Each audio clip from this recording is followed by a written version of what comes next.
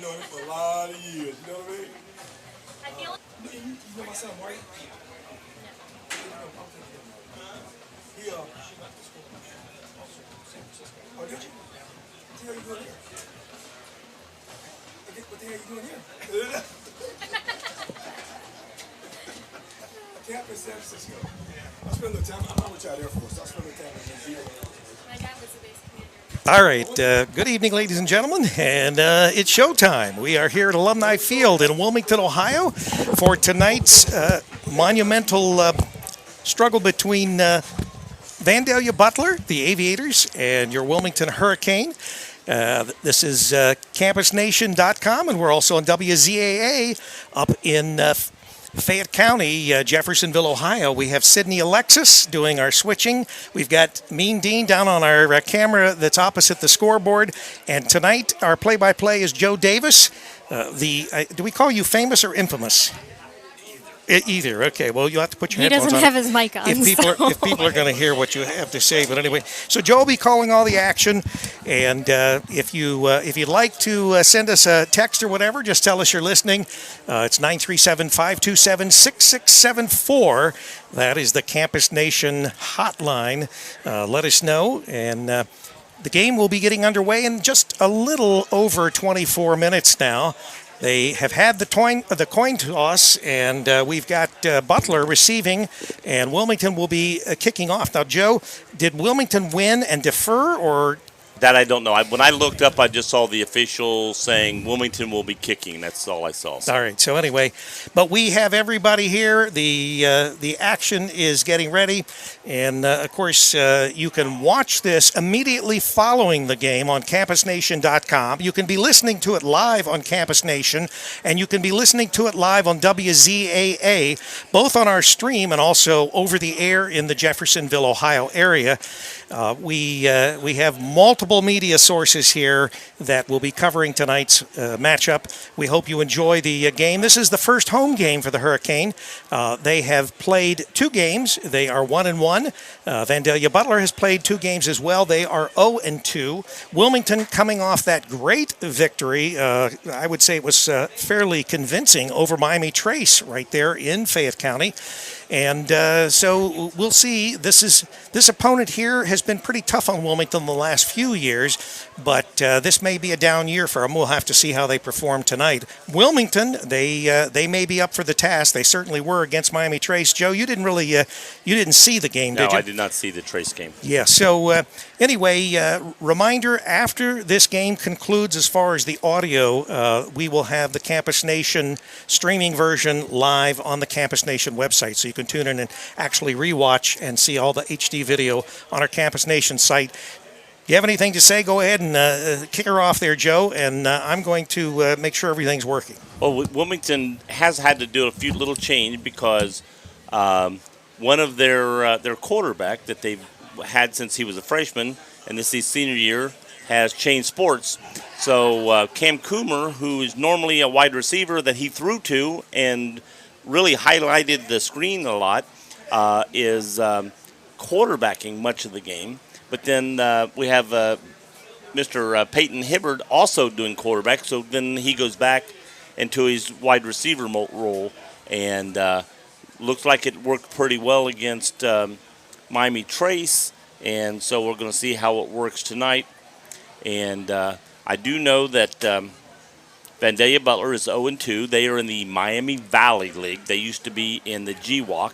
That league sort of split up, and so now many of them that were in the GWAC are now in the Miami Valley League. And Wilmington is, for a couple of years now, been in the SBAAC, also known as the Southern Buckeye League. And Wilmington is 1-1, and Vandalia Butler is 0-2. They've lost to Harrison, and they lost to Troy. They lost to Harrison at home. They lost to Troy on the road. Trying to think who Wilmington played their first game. I don't see it on listed here, but I do know Wilmington beat Miami Trace last week. I do know the other team was up in Dayton, that area, when that Wilmington lost to in their first game. So we're looking for a good game tonight because the last couple of years and a couple times Wilmington, it was like really close, really back. One would score, and then all of a sudden when it got late in the game, Vandalia Butler would then just pull it out a little bit at the end. But yeah, Butler's had some pretty strong teams, and of course, did you tell them, Joe, that Butler is no longer in the GWalk? Yes, we did. All right. And so this new league that they're in really is not a new league. It's simply the northern schools in the GWalk that broke away. And so there are 10 teams in the only northern team that did not end up going was, I think, Trotwood. But all the other teams like Piqua and Troy and I think Tippecanoe, those teams all left the GWalk. And so the GWalk now is 2 10-team leagues. Right. Can we just evaluate the fact that there's a place called Tippecanoe? And Tyler Just too? for 2 seconds. Like, let's evaluate that. Did you not grow up in Ohio? No, she didn't. She grew up all over the country. She is one of those Air Force brats, that gets shuttled all over the place. There was a president ran for the United States, and his theme was Tippecanoe and Tyler too. That I learned in geography, or history class. Tippecanoe actually is Tip City, Ohio, which is north of Dayton, and so that's what this refers to as far as Tippecanoe, the high school there. Which is an Indian, basically, name, I think. Yeah. And I'm Indian, so I would know. Yes, you do. In what world? And my question to I'm you not is... even going to get into that. My question to you is how? Well, Joe, if you don't know, I'm not going to sit here on live radio and eventually live TV and tell you. But anyway, the crowd is getting filled in. We've got about 18 and a half minutes away from kickoff. Everybody's sort of anticipating here in Wilmington because this is Wilmington's first home event. This year, for whatever reason, and maybe we can get Troy Deals to explain this to us, Wilmington is only playing 4 home games rather than the split of 5 and 5. So they're playing 6 games away, and they're playing 4 games here in Alumni Field. So we'll maybe we'll find out why that is. Who did Wilmington lose to in their first game? Well, the perennial powerhouse over in Germantown, Ohio, Valley View. Valley View. I knew it, but I couldn't think of it. I just said... That's such a German name. Yeah, well, you mean as far as Germantown? Yeah. Well, I thought she meant Valley. I thought she meant Valley View. It was such a German name. Wilmington has not beaten the Spartans in their series so far. I think this was the 3rd year that Wilmington played Valley View. And so there's probably at least one more year in this unless they continue to do it, because obviously right now Valley View has had their way with Wilmington. So it's always a nice new win right when they post it. And it's a tough team to play. So when you look at things, of course, Clinton Massey, who they're up playing in a neutral stadium in Findlay, Ohio tonight, they lost a tough game last week by a point, and they chose to try to go for 2 to win the game away, and they failed. And if folks here in Wilmington remember, I think it was 3 years ago, Wilmington had Massey on the ropes. Right. Massey came back. They tied it up with a touchdown. Well, didn't tie it up. They were within 1. They faked going for the extra point and threw a 2-point pass and beat Wilmington by 1 point. That was as close as the Hurricane have ever come to defeating the Massey Falcons. But who knows? This is a new year. That's the year they cut the pass in the end zone, and the referee said was out of bounds, and they had picture of him catching it in the end zone. So, well, there's always controversy in any match, and of course, we know that there'll probably be some controversy tonight as well. But we'll try to bring you the best camera angles and all the full coverage here of what will be going on tonight, because we're once again about 16 and a half minutes away from game time. So, Joe, you've been coaching bowling in your past few years. Right. This is East Clinton bowling, right? Right, correct. And so how's bowling looking for this next year? Right now, we're looking good. We've got most of our boy bowlers back. We lost one that would be a senior this year, but due to the fact that he signed early to go into the service. Oh, okay. He's still in school, but he's not lost his eligibility to when to he bowl. signed. Yeah. That's a shame. He bowled At last least year. you didn't lose him to the golf team. Yes. That's right. And although I hear that's East, a thing East this Clinton, year. No, East Clinton does have a pretty decent golf team, and of course, yes, what they are. Sydney Alexis is alluding to is the fact that Mr. Brady, who was the quarterback for Wilmington the first couple seasons, he is now playing golf for the SBAAC champion Wilmington Hurricane. So obviously, him joining the golf team may have been that icing on the cake to and I don't know whether they were defending champs or whether this was the a year when they finally became champs. But and of course the Clinton Massey girls, they won the girls golf championship. Didn't they win last year too? I think they did, because they have Gabby Woods. She is an absolutely phenomenal young golfer, and with a handicap, Sydney, of what, 13? I don't know. Not as good as mine was, but once upon a time. Sydney played golf in college. She went there on a scholarship, not just for golf, but for academic. Well, I should have been good in golf, cheerleading, I had but a handicap in golf. Really? Yeah, Sydney's handicap was 11. Yeah. So, but that was in college. So I think I had 11. I didn't have an 11 handicap, but I had 11 handicaps in golf. Well, I couldn't keep the ball on the course, so I would be shanking it, and it would be going every which way. I gave that up when I was very young, and now I'm like, in my mid-whatevers. Yeah. Well, after freshman year, I gave up golf to just do cheerleading. So. But. Wow. I know. Such dedication. It is dedication.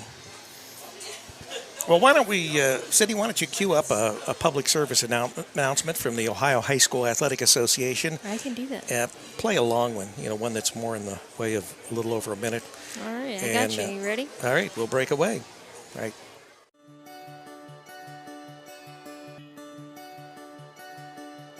If I play sports for my school, I will have more confidence. I will get better grades. I will learn how to show good sportsmanship. I will be more physically fit. I will learn how to handle wins and losses in sports and in life. I will have more school spirit. I'll learn how to work together. I will learn to set goals and work to reach them. I'll make good decisions off the field. If I play sports for my school, if I play sports for my school, if I play sports for my school, I will learn how to be a leader.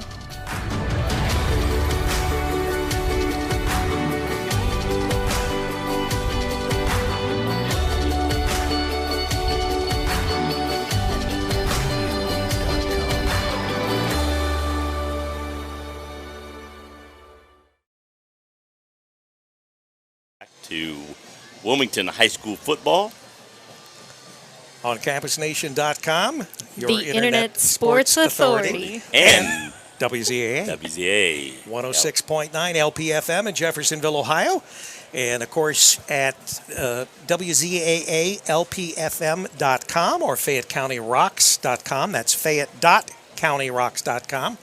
Any number of ways that you can hear our broadcast tonight, either on the radio or obviously on Campus Nation. But the video was that Fayette County on the rocks? Yeah, but the video will be available immediately following the game on the Campus Nation website. So the video is being sent to our content delivery network as we speak, and that video will then be replayable immediately following the conclusion of this game. If you are not already, go follow Campus Nation and WZAA 106.9 on Facebook. You can also follow us on Instagram at WZAA TV. And you can subscribe to our YouTube channel on YouTube. And, of course, in any ways, you'll get notifications when we're on the air so that you can catch these games or be reminded about the games as we traverse the state of Ohio and other areas. Traversal, I like that. That's right. And we're hoping that Dylan Bogart, he is now a sophomore, I believe, at Ashland College. He plays basketball there. He's going to be the go-to guy this year, we think. And we have done a couple football games at Ashland. We have never been up there for Dylan's performances in basketball, but we are hoping to get him up at halftime and to find out what's going on. Was he redshirted 1 year? I don't think so. I think it seems like he's been going longer than 2 years. I don't know why. It just seems like that. Maybe not, Joe. I thought maybe he's a junior, maybe not. I think he's actually a sophomore, but okay. We'll find out when Dylan gets up here. Maybe I'm making him a year older than what he is. We gonna learn today. That's right. That's right. And we'll try to get Troy Deals on here at halftime, to at least briefly let us know about the scheduling and how we ended up with 4 home games rather than the typical 5. And maybe we'll ask him about the new Joe Davis outdoor track facility that's been promised for how many years now, Joe? I was coach here, and I haven't been coach here for a long time. And you know, we've stored your statue for such a long time, I know it. and we don't know, when we can get it back out because once they put that track in, we'll be able to erect your statue there. I thought maybe East Clinton might buy it from them and put it up over there. Yeah, but You can put it up in the bowling alley. I think Wilmington required Bitcoin. They don't have that in Sabina.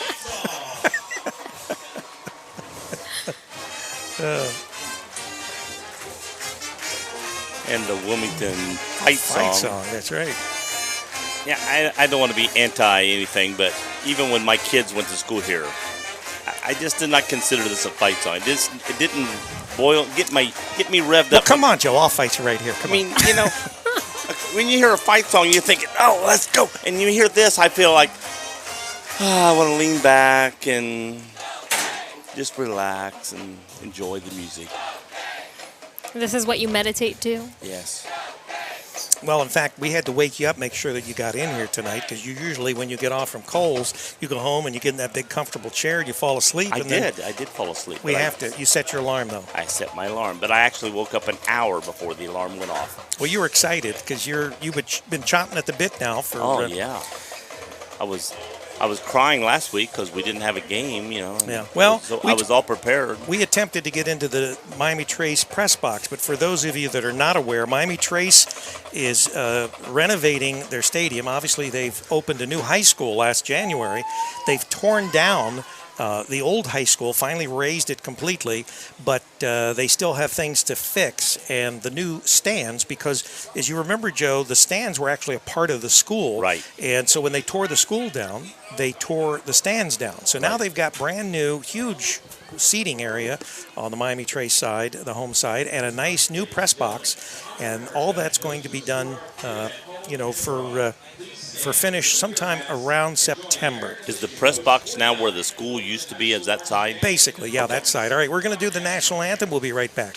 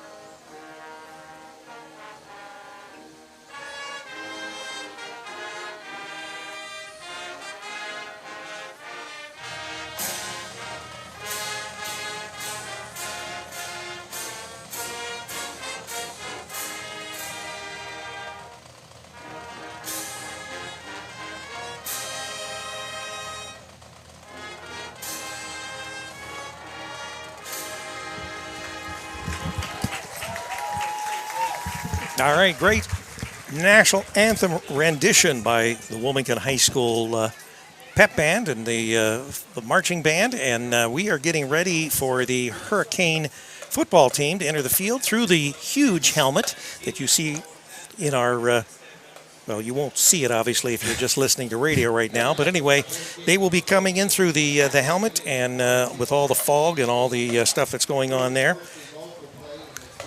Ooh, look at that on the radio. Yeah.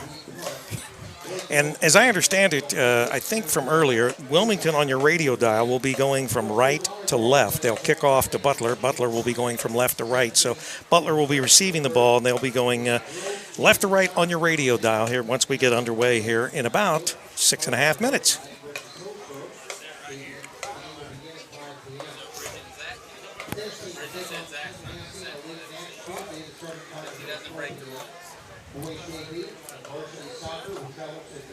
Band getting in position on either side for the players to run through.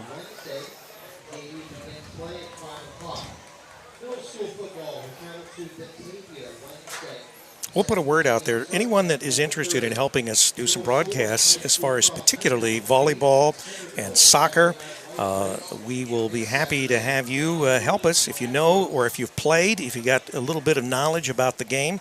It'll be helpful. We will. All you got to know is what a volleyball looks like, and you probably qualify. Is that how you ended Hey, up we being a let referee? Joe Davis ref, so Yeah, I guess anybody can do it. If I can do it, anybody. I started out just watching. When my daughter first played volleyball in junior high, I knew nothing other than backyard. But I line judged for several years and asked a lot of questions and finally got to where I thought I knew a little bit. And, of course, here come the Hurricane.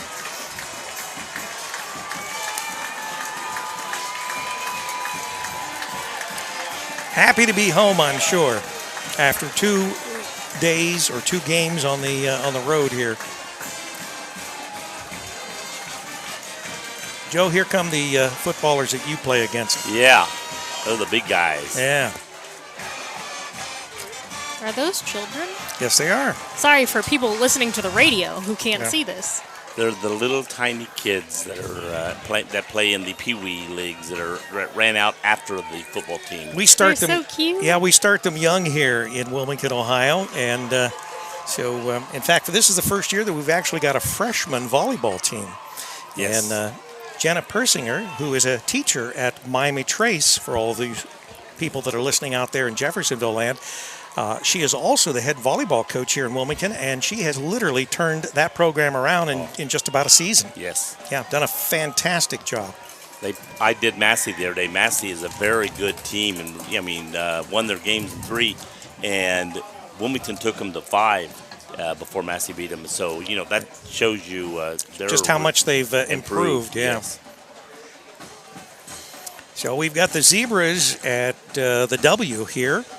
And they're saying, "Where's Joe Davis?" Yes, well, hey, where's Joe? What's Joe doing? By the way, zebras is code for referees. Yeah. I don't think they mind us calling them zebras. I did never. I always wanted to open up a restaurant, and have a big zebra out in front of the restaurant with wearing a whistle, and call the restaurant Zebras, and give the referee. And if you're a referee and come in and prove you're a referee, show us your card, you get a discount, This is why you're not a businessman, Joe Davis.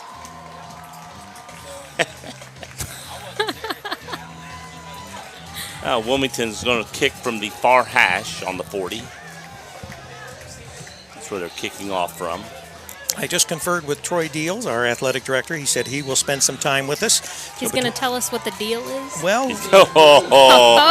killing him for Charlie Hargrave. Yeah. That one's for you. Yeah, thanks. Yeah, I was going to say, we didn't have Charlie here. I was like, and then now we got this. So it's like, well.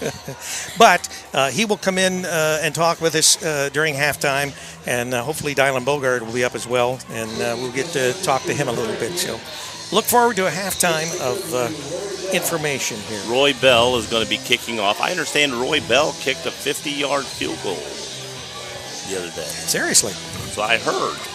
Well, now, if he didn't, he either kicked it or missed it or did it in practice. I'm not sure which, but someone told me Roy Bell kicked a 50-yard field goal. Are they also a fisherman? Okay, Charlie. Well, if anybody knows, 937-527-6674, just text us. Don't call, because we can't answer the phone, but we will certainly take your text message. And if you're out there and you want to just let us know you're listening, and wherever you're calling from or texting from, whether it be here in the Wilmington area or up in our broadcast area there in Jeffersonville. Also, please let us know who you are. Yeah. For some reason, they changed footballs. They brought the one they had out there over. Well, that one's the deflated one, Joe. It came in from New England, and the Patriots sent us that one. By the way, it is Friday the 13th, and around 9 p.m. we will have a full moon. Did you have to bring that up? I did. Yeah. Stay safe. Stay safe. Hide your kids. Hide your wives. Stay away from lakes. Yeah. All right. We're ready to get this game underway. There's 12 minutes on the clock. First quarter underway here with this kickoff on campusnation.com and WZAA. And it's up. That's a high kick. Look how high that is. Very nice. Now they're going to just let it bring it out to the 25. Right. And what the theory that I think what he was trying to do, if he can get it up that high, and they catch it on the 3-yard line. I mean, Wilmington might tackle him before he gets to the 10 to 15-yard line. That was impressive. That kickoff. was impressive. Now I believe he might have actually kicked a 50-yard field goal. I think we might have a winner here. I'm interested to find out if he's going somewhere in college to be a kicker. Possibly the Ohio State. Ooh, could be. They like to take guys from Ohio. They certainly do. We raise them right out here. And they got 2 wide on the left, 1 right on the right. Throwing deep off the first time and overthrows. Wilmington was in the backfield, got to the quarterback. By the way, their quarterback is Luke Mitchell. And he's still down. He's having trouble getting up. One of the things that we will remind everyone, it is extremely hot this evening. I don't know what the temperature is, Sydney. I will check it right now. All right, and so there's probably going to be a lot of people down on the ground occasionally with some type of probably nutritional deficiency as far as cramp or something like that. He's not down for that reason, No, though. he got hit. So it is 86 degrees right now up in the press box. So field temperature is probably warmer, but it says it feels like 91. So He could have just got the air really knocked out of him, but he has to go out for a play. So let's see who comes in to play. You know, it's when they got ready to hike the ball, I'm back here watching. I'm like, oh, wait a minute, I got to talk. Here they come. Oh, Wilmington's coming up the line. Let's see. Yep, here they go. Getting ready. Looks like number 10 is in. That's Miles Cantrell. He's going to be the quarterback for at least one play. And I didn't see who the Wilmington player that got to him. Probably be just a handoff here. They're not going to do anything fancy. Yeah, usually a handoff when you bring in the backup guy. Oh, nice run. Got about 5 yards. Got out to the 25. And they put the ball in the 20, Rick, not the 25. So they start from the 20. 20. Well, we've been doing semi-pro football. I know. And you got college and semi-pro and all these. They all do everything. Body's different. That's right. So, in fact, Campus Nation, we're working on trying to start a new Campus Nation football league, a semi-pro league starting again this spring in April. So hopefully we can get that done. There's 12 back out there. Who's quarterback? It looks like 9. Or somebody under center. No, 9. Oh, no. 12's back out there. I see him tell. He throws over the middle, and it's dropped. He would have been short for the first down. Wilmington was right on him. He only had like a 1-yard gain. He may have heard steps. I think so. I think he knew the Wilmington boy was right on top of him and pressured him. And I need eyes here to help me who the defensive guy was that made the play. Well, it's a little late now unless we look at the video. Sydney will be doing the replays, but obviously no one's going to see video until after the game. Who's back for Wilmington? I'm seeing him sideways. Can't see his number. Number 1 back for Wilmington. Oh, he's going to draw. You're picking up. He kept it. Wow. Oh, no, they took it away from him. Oh, goodness. That was Isaiah Wriggling, and the ball was bouncing, and he tried to grab it, and it bounced all the way up to his helmet. And then as he was falling, he grabbed the ball, but they hit him as he was going down.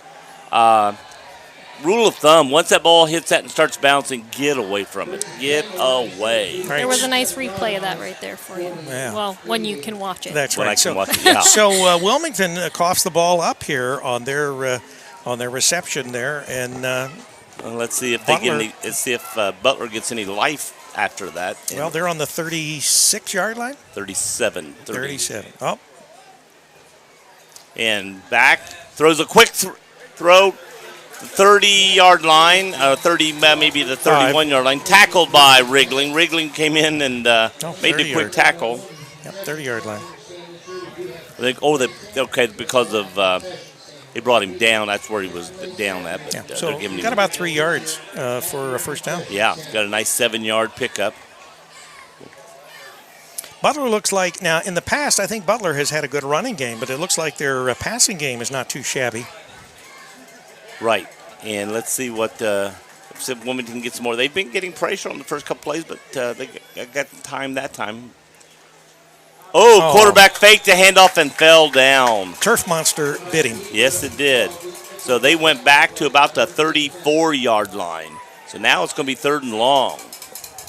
About and 6 or 7 yard monsters line. you didn't know existed until now. Oh, yeah, Turf Monster's famous. But I would imagine they are probably in 4-down territory, wouldn't you say, Joe? They could be, depending on if they've got a kicker or not a kicker, what their situation is.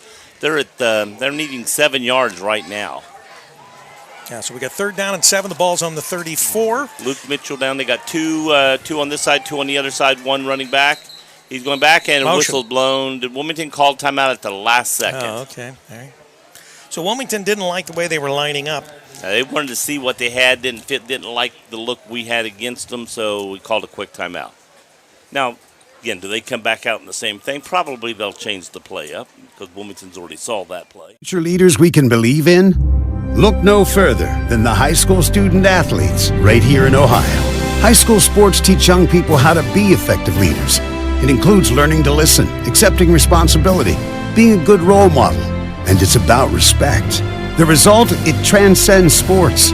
It gives us hope for the future. This message presented by the Ohio High School Athletic Association and the Ohio Interscholastic Athletic Administrators Association.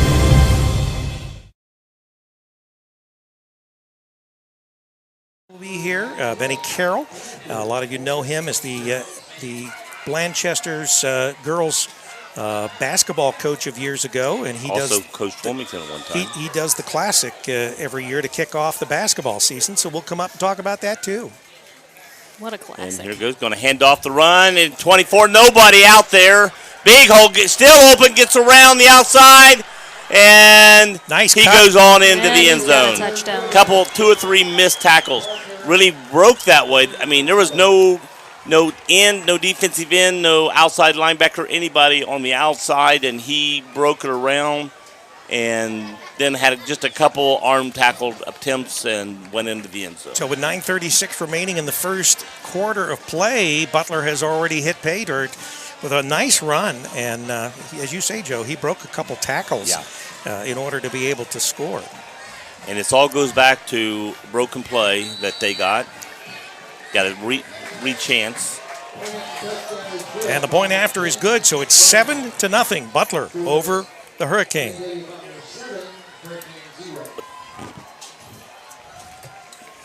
.936 on the clock. So the now question will be whether the Hurricane can respond. I already did the kick. They've already done the kick. It's 7-0. I guess I live on another planet, y'all. So let me update the score for you. Sorry.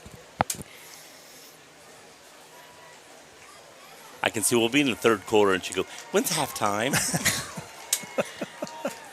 I swear I do this for a living. All right, they're coming out to kick. Who's Wilmington have back? Probably Coomer has one. Number 1, Wriggling is back. I see him. I don't see Coomer back there, so he's not back this year. Is that France over on the other side? I can't see the number. No, I see London. I see France. Yeah, I can't. Was that number 5 over there, Sydney, on the far side? You're asking someone who can't see. Oh, that's right. Forgot. Legitimately blind in one eye and double vision in the other. I have no idea even what we're looking at. All right. And that's who caught the ball, of course, when we can't tell the number. Well, Coming up the middle. He's number 5. He is number 5. What a Came hit. across and got to the 31. hit. Or is that number 6? 6. I think that's Number a 6. 6. Yeah, that was a great hit there put on by Butler. That's Scott. Malik Scott. Malik Scott. He's the number 1 running back they're going to this year. Malik Scott. And they give us to the 32. I said 31. Now, is Scott sophomore? Malik Scott is a sophomore, yes. Yeah, because I remember hearing about him last year Yeah. and what a phenomenal running back he was going to be. And so he is the featured back for the Hurricane this year. Yep. Coomer is right now starting out as quarterback, Malik Scott. We have 2 to the right, none to the left. And it's going to be Coomer keeper going around the right side. We got a penalty coming in. It's probably going to be a hold against Wilmington, knowing where the flag went in. All right, in the backfield. So right now, Wilmington with a few penalties that have been critical. Some muffs. A muff and penalties has not been helping with it. It was a hold to Wilmington. There's been 2 muffs. We call them earmuffs. Earmuffs. Earmuffs.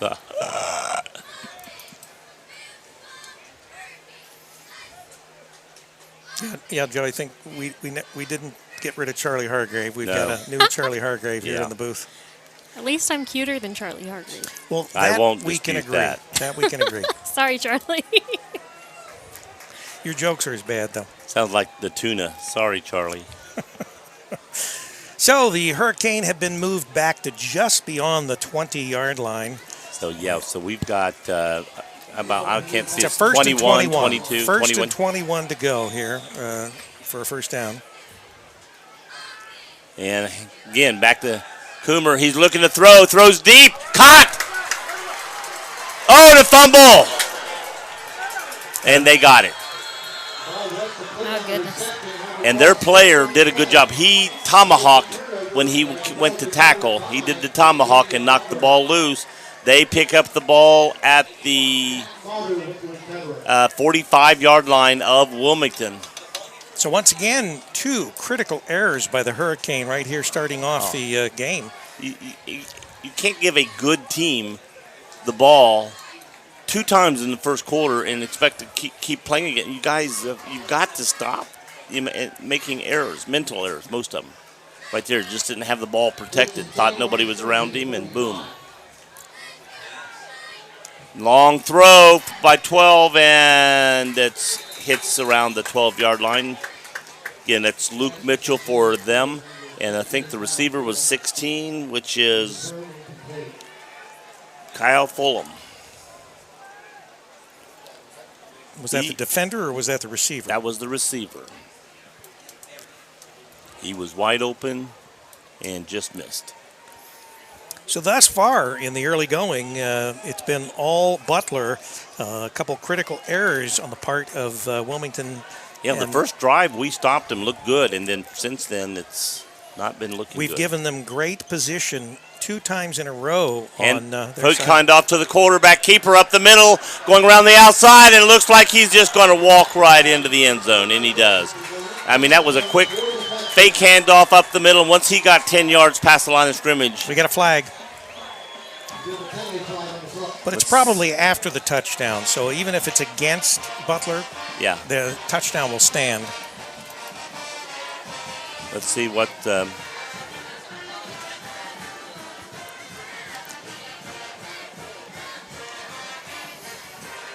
of course, the Butler, at least part Nope, of they're going to pick up the flag. Okay, so no flag, no penalty. So the points are good. Points are good. I don't have to adjust the score and adjust it back. Just tell me what the time is on the clock. Now, it's interesting because I was wondering who these students were on the home side. That's Butler, I think. That's their part of their band. They've got the band on the other side, and they've got their band over here. Must have a big band. It's a big school. Yeah, Butler is a fairly large school, as most of the schools in the G-Walk were. And, of course, now they're in this new, Miami Valley League? Miami Valley League, that's what I got, yeah. MVL? Yeah, the Miami Valley League, MVL right there. Point after good. Point after good, yep. A quick 14 points by the Aviators. 36 seconds since the last one. They're flying high. Yes, they are. Oh, killing them.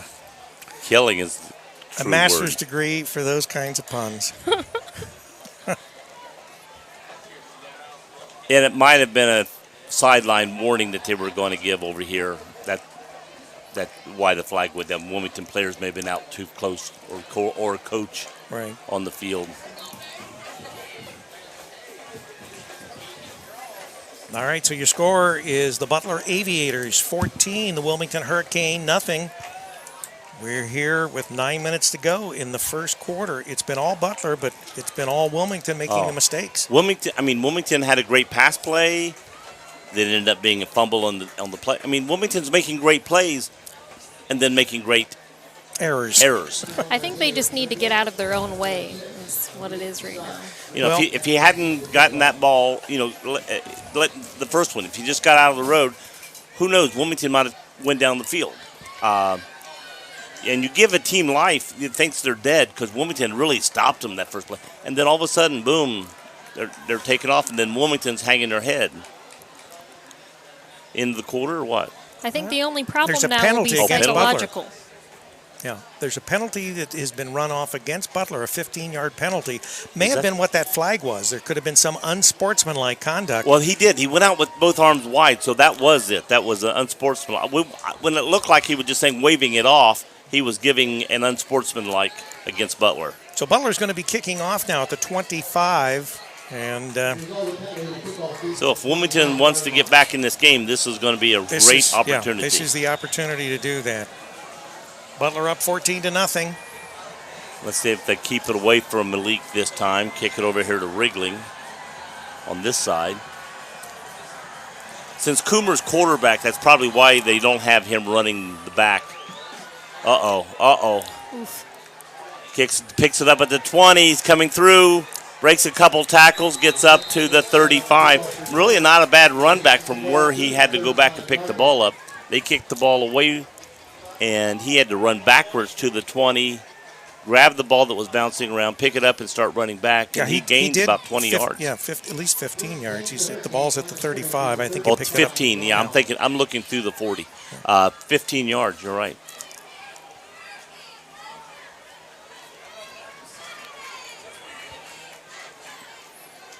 And Wilmington, what do we got here? Timeout.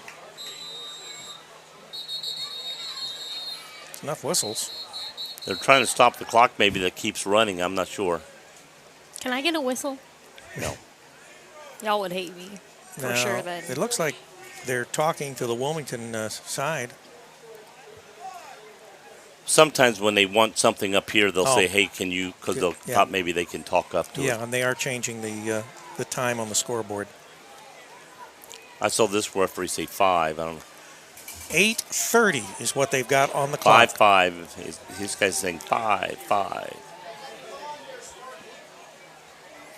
8:35. So we are set now. 8:35 remaining in the first quarter. Vandalia Butler up 14-0 over the Hurricane. Hike back. Here he comes around the left side, Malik. And he goes down quick.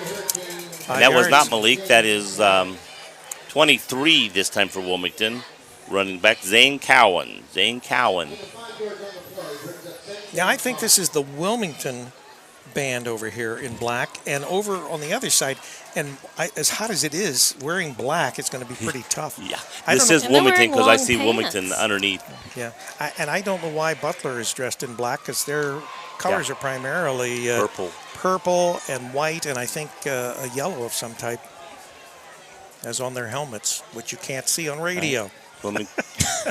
Changing everything around. Put 2 on this side, nothing on the other side, and wriggling in motion. Almost do it over the quarterback's head. Here comes Coomer, broken play, and he gets a couple yards out of it. So it's going to be 4th and 3. And I don't think. Oh, they got a punt. I don't think with this team you're playing against, you want to gamble here and give them the ball at midfield.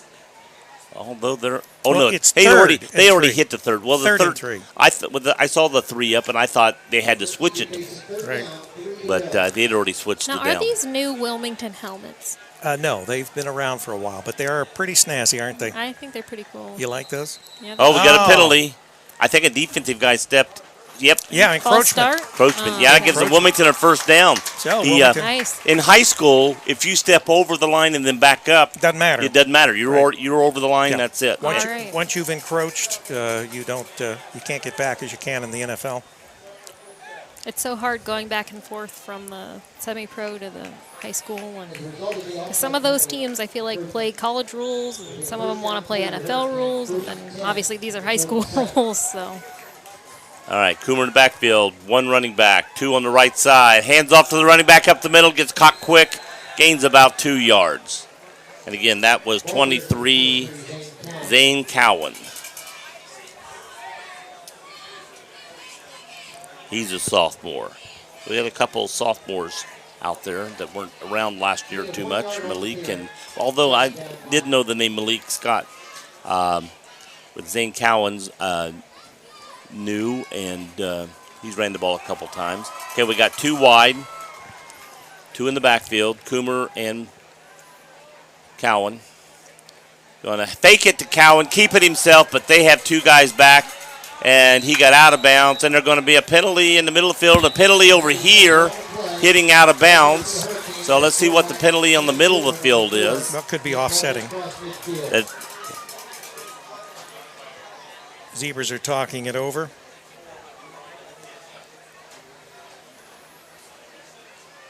Whatever happened up the middle, if that hadn't happened, we'd be getting 15 more yards here.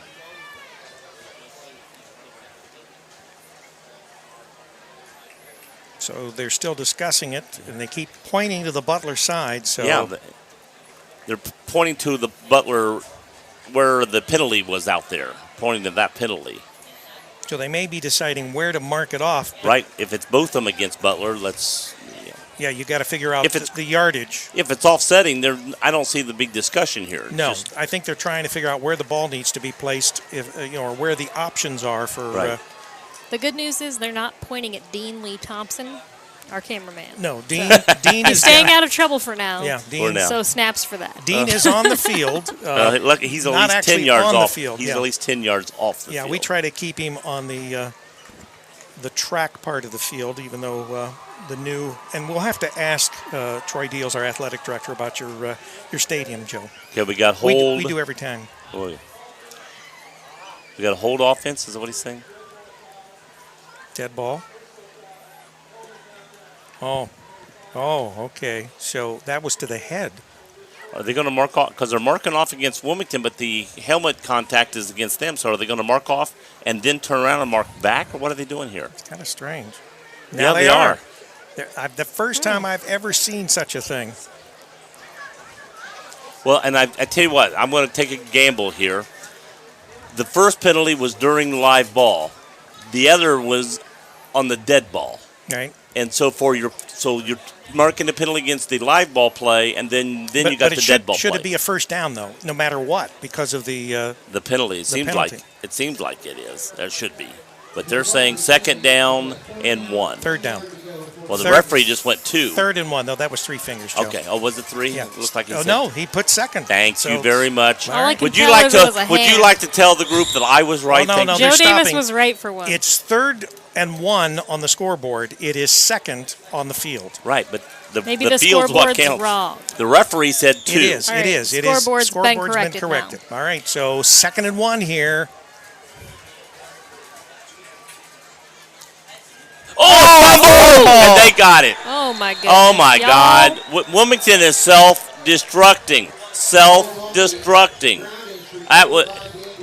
We need Joe Davis to be in their helmets right now so they can hear his great critique. They might be more motivated.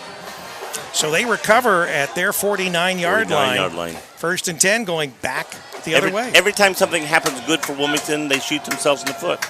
Yeah, well, that's the way it's been so far in this first half of play. Actually, first quarter. We're still in the first quarter, 6:16 remaining.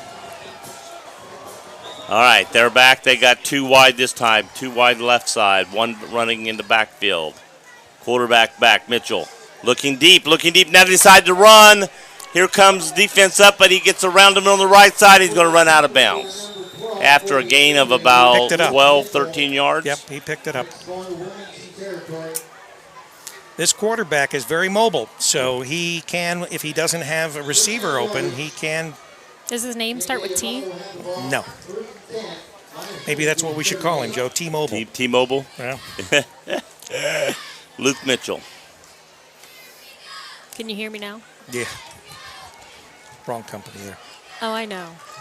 All right, so Butler has a first down, 1st and 10 on the 38-yard line of the Hurricane. We got trips to the left, 1 to the right. Number 5 in the backfield. Clay Burrows is running back, and it hands off to Clay Burrows going up the middle, and he gets caught quickly. He's going to get a yard, maybe. Back to the line of scrimmage, and maybe a half yard. it is imperative that the Hurricanes stop this. Oh. They cannot go 3 scores down. No. That's why I was hoping they went down the last time and scored and got 14-7. You know, keep the game close. And Dylan Bogart in the house, so hopefully he'll come up at halftime and give us a few words of wisdom about Ashland College, where he plays basketball. Right. Mitchell Burrows in the backfield, trips to the left, and we got a penalty. And we got someone moved on the line, so it's going to go back. It's going to be 2nd and 15, because it was a no-gainer last time on that run. Dylan looks like he just got in from Hawaii. Well, he does, doesn't he? Did he find one of Dean's shirts? Well, Dean's shirts all come from Charlie, so it would be one of Charlie's shirts. I was getting ready to say it looks like something I've seen Charlie wear. You know. Charlie is doing the announcing of the game over, not broadcast, but just announcing the game over at East Clinton here Hands tonight. nope, quarterback keeper up the middle. There he goes again. He's got about 30-yard gain. I think he might just be playing by himself tonight. He faked it to Burrows, ran up the middle, and there was a big crowd, and all of a sudden he came through. And it's like, I thought they were going to get him, and next thing you know, he's through. First down on the 18-yard line. So far, all Butler, and they're going hurry up. And handed off to Burrows this time, going far left and getting about 10, 11 yards out here. Let's see where they mark him. Looks like he got first down, yes. Yeah. So it's going to be goal to go about the 9-yard line, I think. Yep, 9-yard line, goal to go. And there's a penalty down, so let's see what this is. It is against Butler. So is this all coming back? This or is a against penalty number from there? 36. It looks like it's going to be a 15-yarder. Nope, But 10-yard. And it's from the play, not right. It's a spot foul. Spot foul, so it's coming back to the 19-yard line. So we've got a 1st and 10 basically all over again. Right.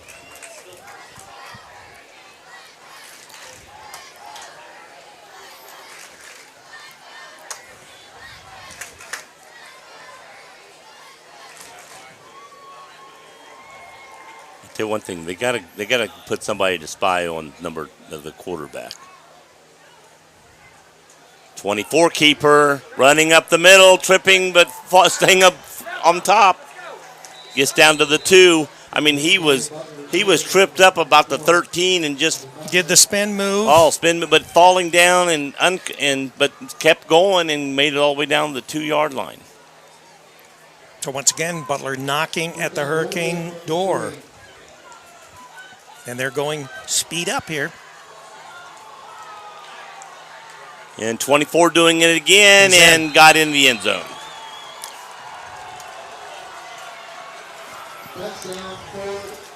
So the Aviators in the end zone again. It's now 20-0, Aviators. Hurricane kind of stunned here. Oh, well, right now, my thing is the Aviators are not beating Wilmington. Wilmington is beating Wilmington. And the Aviators are just taking advantage of that. Yeah, they're not, and it's good. 4:07 remaining in the first quarter play. Wilmington trailing the Aviators 21-0. Well, it's more imperative now than it was before that Wilmington score on this drive. They got to show that we're alive and can do something here. Besides fumble or intercept or something else where they're going to turn the ball over. They're looking more like a tropical storm right now than a hurricane. They need to get it together. Yeah. They fumbled on the handoff. They fumbled touching the ball. They fumbled running the ball and then letting the player tomahawk it out of their arms. So we've had 3 fumbles, and they've taken those 3 fumbles into 21 points.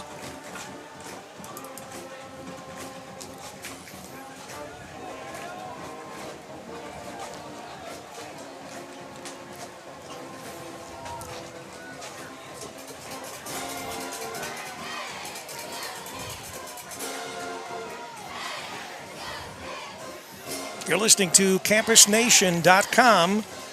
the Internet Sports Authority and WZAA 106.9 LPFM in Jeffersonville, Ohio, Fayette County, Ohio.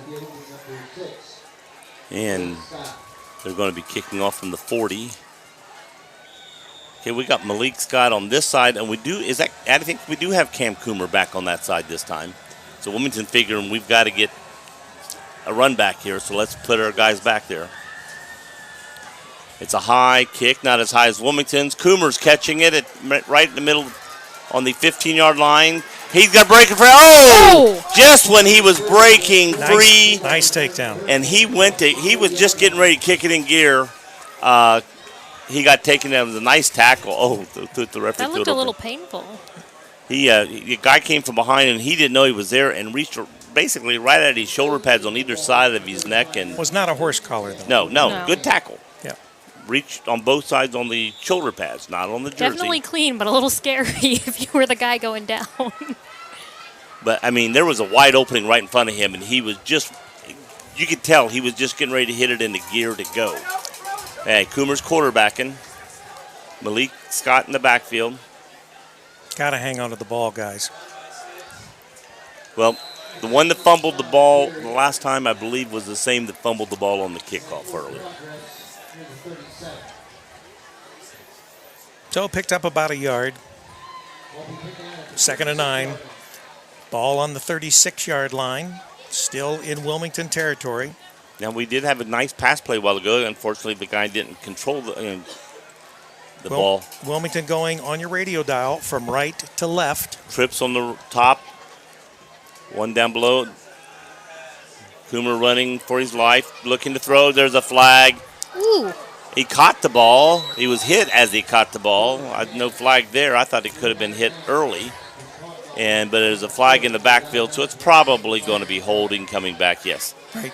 Well, they have to hold in order to give Coomer, a little protection. Right. And well, by the time, I tell you what, when the flag went, Coomer was way over here. The hold probably had nothing to do with saving him at that time because he was already way over here. So, once again, a penalty-filled first quarter. Penalties primarily, penalties and mistakes by Wilmington, and they're in a 21-0 hole. They declined it because it's going to be 3rd and 9. And they'd rather put Wilmington in a 3rd and 9 than a 2nd and 19. Thus far, not much for the fans to cheer about here at Alumni Field in Wilmington, Ohio. No. Again, what we need here is to make them. We say had called the penalty. Get a first down here. Throw it for 10 and get a first down. Man in motion. Here comes Coomer looking, throwing, caught. And it's a first down, as long as there's no penalties on the field, that's no flags. No flags. Wilmington gets the first down, so that's what we need to do. Just little bit by little bit. Right. Pick those first downs up and work our way up without any type of fumble or turnover. Was that Noah Sturr that caught the pass? Didn't see the number. I thought it was 2, but I couldn't tell for sure. He's out there. Noah Sturr's out there, and I think it was him that caught that pass. Trip to the top of the screen, one to the bottom. Fake the handoff. He's going to keep it himself. Here goes Coomer getting a first down and more. There we go. Now Wilmington's finally starting to look alive. They're at least a Category 1 now. And you, being from Florida, would know all about that. No need to evacuate yet. No. Yeah. Board up your windows. We were about ready to evacuate the other way a minute ago. All right, so the Hurricane now in Vandalia Butler territory. We got trips down this way. One to the top. Chris Custis to the top alone. So with the Coomer, hands off this time to Malik Scott, and he loses about 2 yards. They got through there quick. They were keying. They were keying on him. Because they were getting to him as almost before he could hand the ball off to him. Yeah. If they would have been there a split second more, they would have taken the handoff. Right. Okay, here comes Cowan in, and Malik coming out. He's got a sort of a little gimp to his run there. He is favoring his leg. So we've got a 2nd and 12 on the Aviator 36-yard line. I predict pass on this play. Well, you're definitely not going to You're not going to hand off again. Unless you kick a field goal, you're definitely in 4-down territory for the Hurricane. Trips down to the left. Oh, almost do it over his head again. We got to watch our hikes here.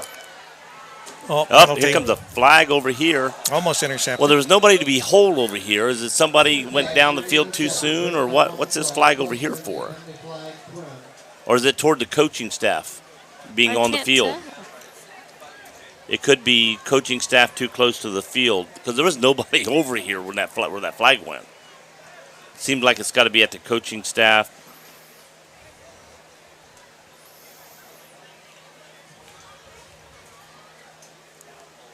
Holding. Oh, somebody took off over here and held but they were already down the field before the flag got here. Did they say number 58? There's a 58 number 58 out there. Yep. Number 58 holding. And that is Elijah Rockhold. Rockhold? Rockhold. Oh.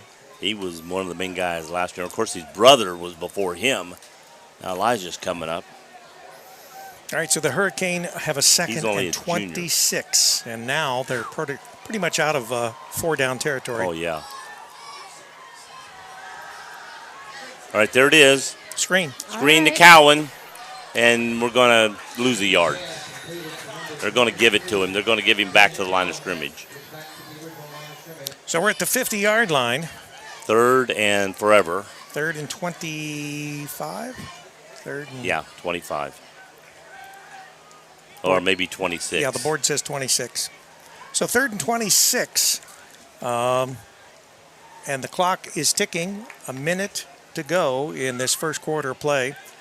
Hurricane are in no hurry, so they may just... Well, the thing about that play, the kind of play worked, but the rush came from the right side, and we threw the screen to the left side. If we'd have thrown the screen to the right side, well, they had ran from there was nobody over there. It would be empty, yeah. Throwing deep. There he goes. It's throwing. It's going to caught. Ooh. Oh, it would have been out of bounds, I think, but it was about the 18-yard line. Though. It was close. He hit his hands about the 18-yard line. So. All right, so now we're going to have a punt. Our first punt of the game. We've never kept a hold of the ball long enough to make it to fourth down yet. So. Well, that's a plus. Progress is progress, guys. Yeah. Baby steps. Baby steps. Well, hopefully this will be a good punt. We can trap them deep in their territory. The big thing is we're going to have to they're going to call a timeout. Or is it timeout? Yeah, timeout, Aviators. So we're going to take a break here. We'll be right back. You're listening to CampusNation.com, your internet sports authority. Hi, I'm Archie Griffin. Whatever the sport, wherever it's played, there's one thing the student athletes, coaches, and fans can all share: sportsmanship. The Ohio High School Athletic Association's Respect the Game campaign reminds us that school sports are about so much more than wins and losses. On behalf of the OHSAA, let's all do our part to make school sports a fun, positive, and rewarding experience that student athletes will remember for a lifetime. Every game, every time, let's all respect the game. That if they did the same kind of mistakes to Miami Trace, they could be done the same thing to Miami Trace. I mean, you can't make 3 fumbles, although that one fumble after the pass was a great defensive play because he came down and knocked that ball loose. All right, we're going to get the kick, the punt. All right, Wilmington back in punting position. This is Parker Henry. Very high. Nice punt. Well, that's Roy. Gonna let it go. Hurricane gonna have him deep. Good job. Caught it right on the 2-yard line. Yeah, excellent. Yeah, if you try to go to the one, punt. that ball will hit something and ricochet out into the end zone or something. So the Aviators start with their worst position as far as in the first quarter of play, and it is that we've got 26 seconds remaining in this first quarter, so there will be at least one snap in this quarter to finish the quarter out. Now, Wilmington needs to start off this set of downs like they did the first set of downs of the game. Taking charge, put a rush on the quarterback. Well, what we really need is we need a turnover big time. We need to take this ball away from them and put it in the end zone. Right. And do it now rather than waiting for them to get anywhere up the field.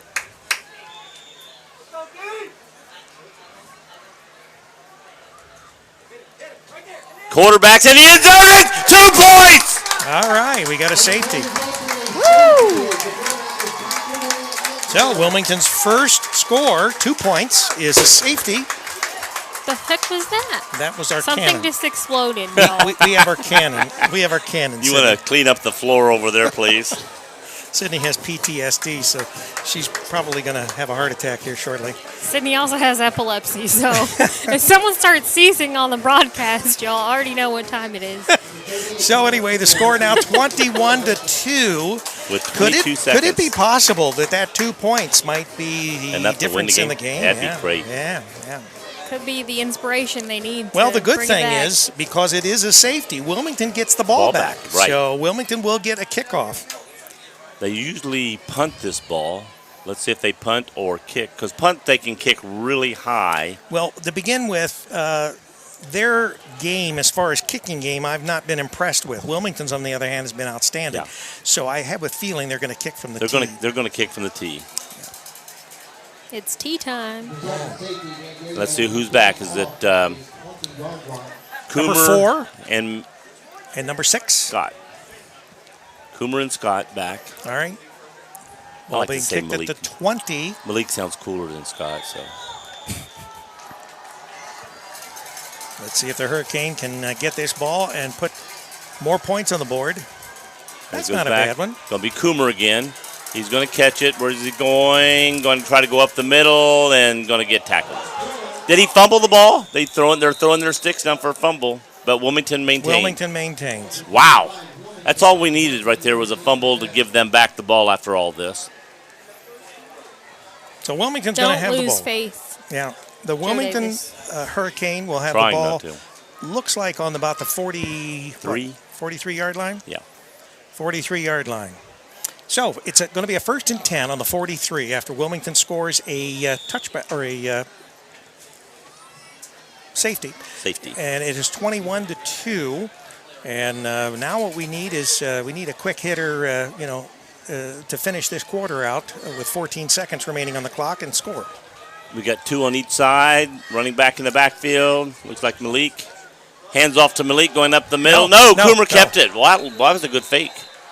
Yeah, but it didn't fake out Butler because he lost yardage. Looks like at least 2, yeah.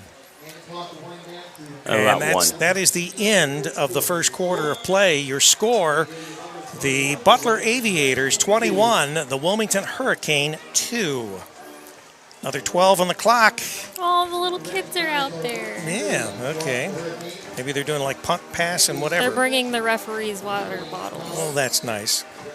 All right, so do we have time to cut away with a short? Yes, we do. Let's do it. 1 second. And PSA starting now. All right.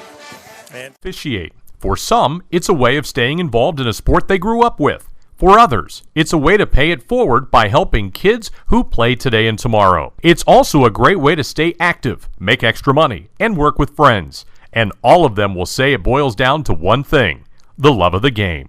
Find your reasons and log on to ohsaa.org to find out how to become an official. You'll be glad you did. This is the Ohio High School Athletic Association. Educate through sports. we've got Dean the Mean on our machine on the ground here, camera number 2.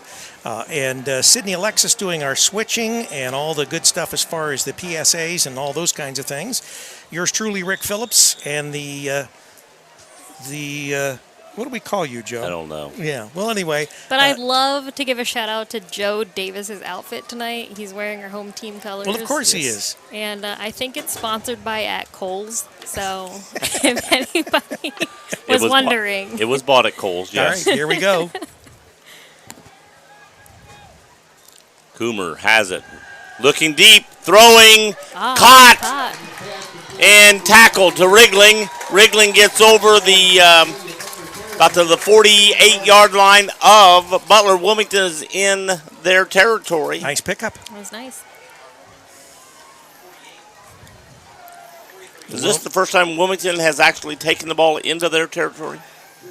I guess you could say that because they didn't actually take the ball into their territory. When they got end that zone. That was just a safety. Yep, all sides. Encroachment. Wilmington's going to get 1st and 5 here. Going to be about from the 43-yard line. Things starting to fall in place here for the Hurricane. They need to take advantage of all this. Maybe the second quarter will be our quarter now. Well, let's hope so. Better buy some Hurricane snacks. Well, if we could put 3 on the board here, then we'd be leading by halftime. Cowan taking the ball, gets to the right at the 35-yard line. So got a couple yards. Going to be about 2 yards shy. Got about 3 yards on that run. Well, you take away the giveaways we gave them. You can't tell how bad Wilmington's played. It's just giveaways.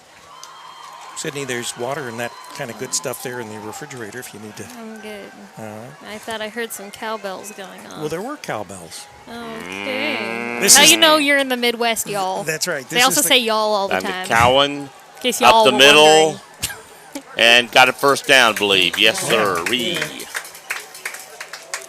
Troy Deals, he baked all those cookies for us. Yep. What's in that other container over there? They got Brownies. chips. Brownies. They've got chips and all kinds of stuff over there, Joe. I know. And Some Pringles and Those are homemade. homemade Pringles, yeah. Well, Troy baked them. the worst part is, having that Top Chef. tooth pulled on Monday. You can't munch on anything. I was thinking about the brownie, maybe. Well, That's Troy's, probably soft enough. yeah, Troy, he lives in a hollow tree when he makes those things. Yes. All right, 1st and 10 from the 33-yard line. Coomer looked back, looking to throw, throwing deep. And he caught it at the 3-yard line. Oh, and that was over his other shoulder. Yes, he was looking. awesome. He was looking right, and all of a sudden, he went left, and he was looking straight up, and he was falling down and caught the ball. That was wriggling. Cam put that where the defender could not. Right. On his left shoulder as he was running, he actually had to turn back around and looked over his left shoulder after he'd already looked over his right shoulder, and there the ball was. I tell you what, if Wilmington had not made the self-destructing plays, this would be a very interesting game right now. I think Wilmington I could think be they're leading. heating up. They are heating up. Y'all better buy your bottled water now. He's in. And there's a touchdown Touchdown right there. Where's the cannon? Oh, there it is. I tried to tell you, Sydney, so you were taking over.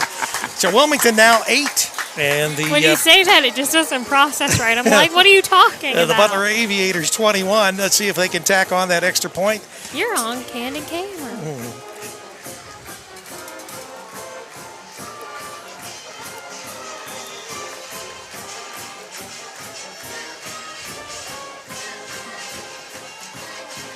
Right through. And it's good, 21-9. Wilmington is slowly getting back into this game. Again, I think if Wilmington does not make any mistakes.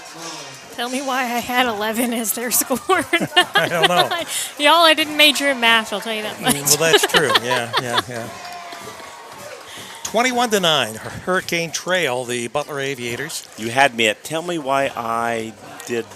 But it's been all Hurricane in the second quarter. Let's put it that way. Is that positive? It's positive.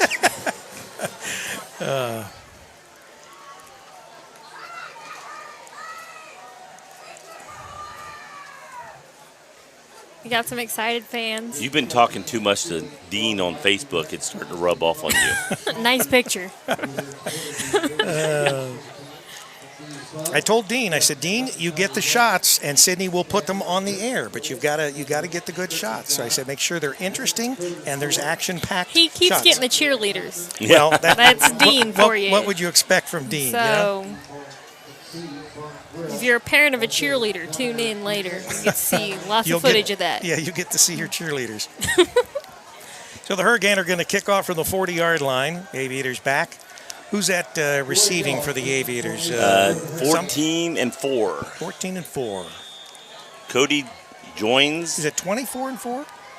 24. Is that 24? Maybe it's 24. He is the running back. Yes, 24.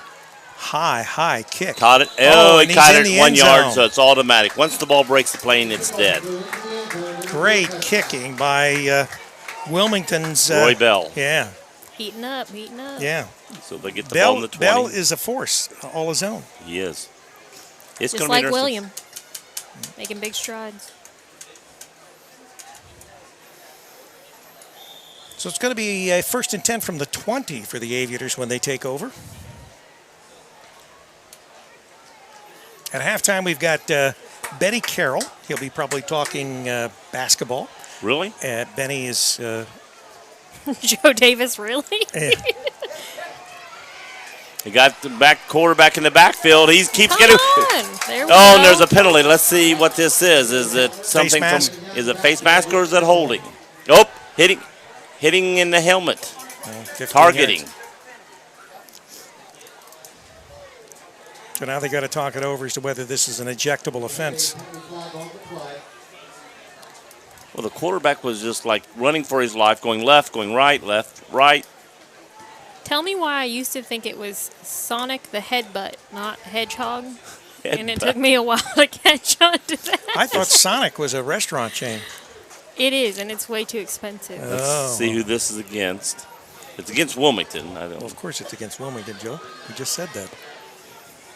But we didn't. What I meant to do is see if we know what player it was. So against. it's a 1st and 10 from the Butler 32-yard line. Well, none of the players that's on the field are leaving the field. So They are talking with Coach Killen. right, is explaining it. Coach Killing why and all that was it. Well, seriously, a lot of times when you've got guys running, hit like that, Yeah, and a it's guy very- ducking and got. Yeah, he I don't actually think it's could have. necessarily intentional. Well, and that's why he's not ejected, because if it was intentional, he would be ejected from the game. So they got first down on the 32-yard line, which they were going to get for a loss. Quarterback looking, throwing deep up the middle, and caught immediately, but it's going to be Nice. right at the first down marker. That was a nice pass. Wriggling made a nice. He threaded the needle. He did. Wriggling has been out there. He's made great plays defensively. He was in the middle of a couple fumbles, and he's made a great pass on the 3-yard line. He's been all over the field today, good and bad. And but you're a high school player, and he's making up for much of his mistakes, and he's playing a very good ball game all around. 1st and 10 from Butler's 42-yard line, just under 9:20 in the first half. Handoff this time. No fake handoff by the quarterback, and they've got him. I think they're watching that more now than they were before. Right. Coach Killen has probably said, look, he's probably got a spy on him. Well, he probably 70% of the time he's going to keep it. 30% of the time he's going to hand off.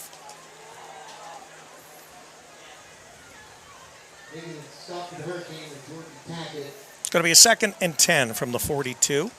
No pickup. So if Wilmington can stop them here, take this ball back. Yes. Again, win the second quarter. And quarterback back, looking deep. Now he decided to run. He's hit. Brought down by 38. I think he may have lost a yard or two. Mitchell Connor. He's lost at least 3. Oh, he lost at least 3 yards there. 2 yards to the 40 and 1 yard pass, so that's 3 yards. Yeah, it's going to be a 3rd and 13 for the Aviators. Does Connor Mitchell also play lacrosse? Yes, he does. All right, I thought that was a familiar name. Do you remember that name? I Huh? do. You got He was on my track a team, mind too. like a steel trap. I know, Not you, right? Joe, but Mine's a rusty steel trap. yeah. All right, Butler breaking the huddle. 3rd and 13.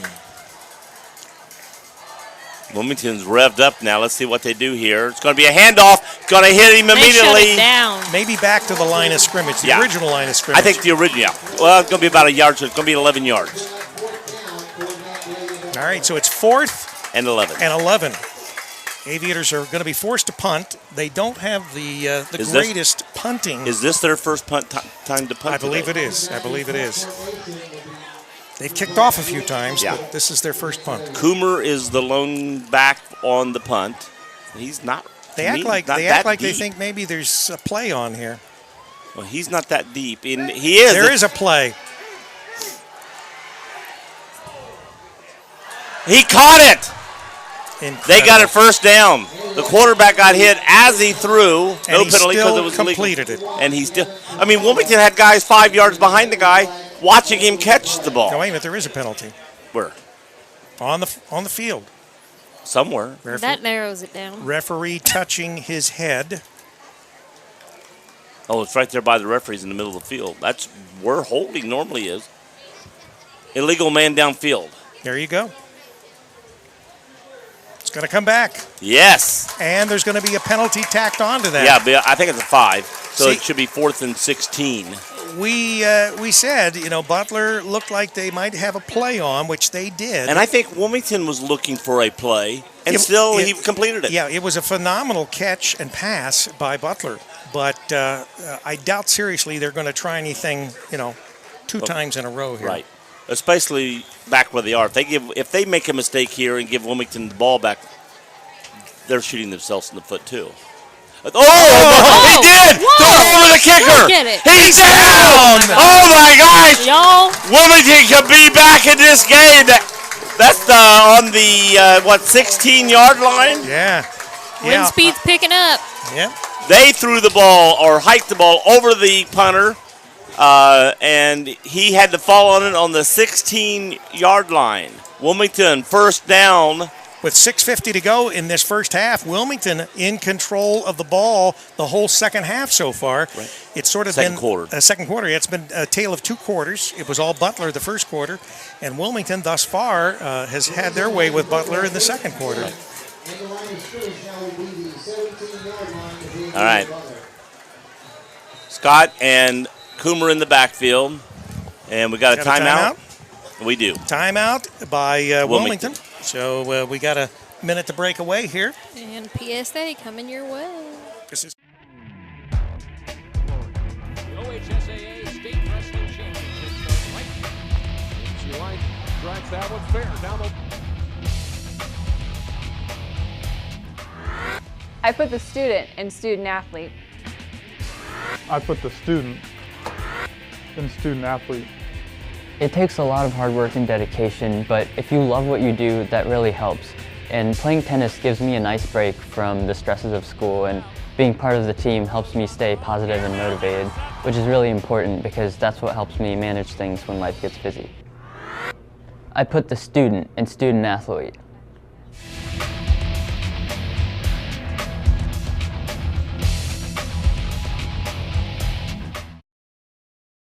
to 9, but the key is Wilmington is at the 16-yard line with a 1st and 10. Let's see if they can take it in.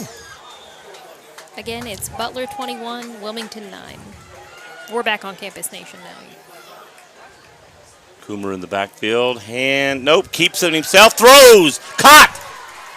Ooh. By Custis. Custis gets down to the 5-yard line, maybe over the 5. Great move. He avoided one tackle around the 10 and got down to, I think, the 5. I can't tell. It may be inside the 5, almost to the 4. It's a 1st and goal. Yes. 1st and goal on the 4. 4. I couldn't see through here to see where the referee was standing exactly, but it looked like over the 5. So it's 4-yard line, 1st and goal. Okay, we got Coomer and Scott in the backfield. 2 to the left, nobody to the right. Coomer running for his life, and he's going to take a big loss. Again, the hike was high, and he had to jump up to catch the ball.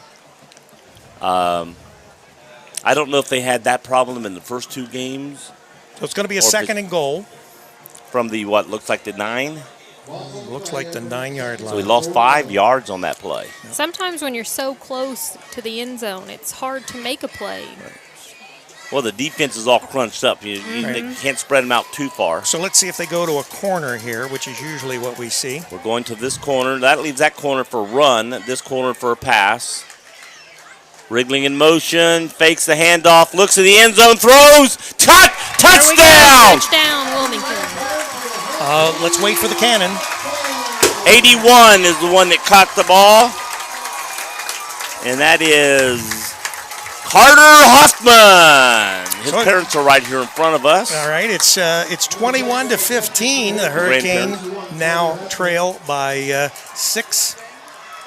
And they can cut that to 5. If Rick Phillips would put the camera on the kick, that would be nice. Yeah, I guess I better do that. So you guys can see what's Down, going it's on. up, and it's good. All right. Cue the cannon. There's going to be another cannon? No, I don't think so. I hope not. Boom! Y'all are doing the most right now. 21-16. Again, if Wilmington had not self-destructed. Well, they're coming back. So right now they've got the Aviators on their heels. We've got still 5:36 remaining in this first half of play. They better put their Ray-Bans on. It's absolutely anybody's game now, with the Hurricane being within a touchdown. Yes. And again, now it's more evident that 2 points can come back to Well, sure. Yeah. Even if the point wouldn't be good, they'd still be leading by a point, 22-21, if they can score another touchdown before the end of the half. So I don't know if there was an interruption there, but the Sling Studio app closed for a minute. No, we're back, it though. continues. Okay, Wilmington's back to kick. 5:36 left to halftime. I'm sure Butler was thinking of a running clock in the second half, and now they're fighting for their lives. So, right.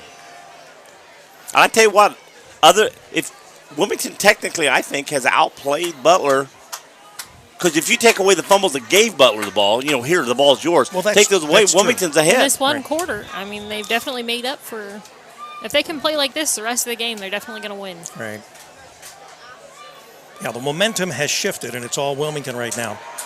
And there's a high kick. And they've got this great and kicking it's game. Going back to the end zone. They want to run the ball back, and Wilmington's not letting them. No, we do have that great kicking game. So, 5:36 in this first half of play. Wilmington trails by only 5, 21-16. It's been all Wilmington the second quarter. It was all Butler the first quarter, but all Wilmington mistakes led Butler to that 21-0 early lead. And at halftime, hopefully we'll have Dylan Bogart of football and basketball fame here in Wilmington, Ohio, now at Ashland College. Yeah, they got one wide on each side, one in the running back and a hatchback. And gets about 3 yards. We'll also have Troy Deals, our athletic director here at Wilmington High School. He'll be up to talk to us for a little bit. And Benny Carroll. Benny Carroll knows just about everything there is to know about basketball. As long as it's about Kentucky basketball. Well, of course, and Kentucky's a good team.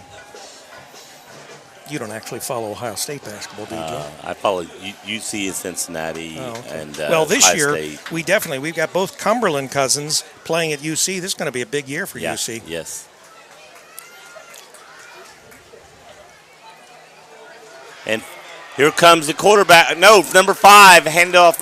And he gets around, comes out to the 45. It was like a delayed. And in the backfield. There's a penalty flag down, though. Let's see what happened out here.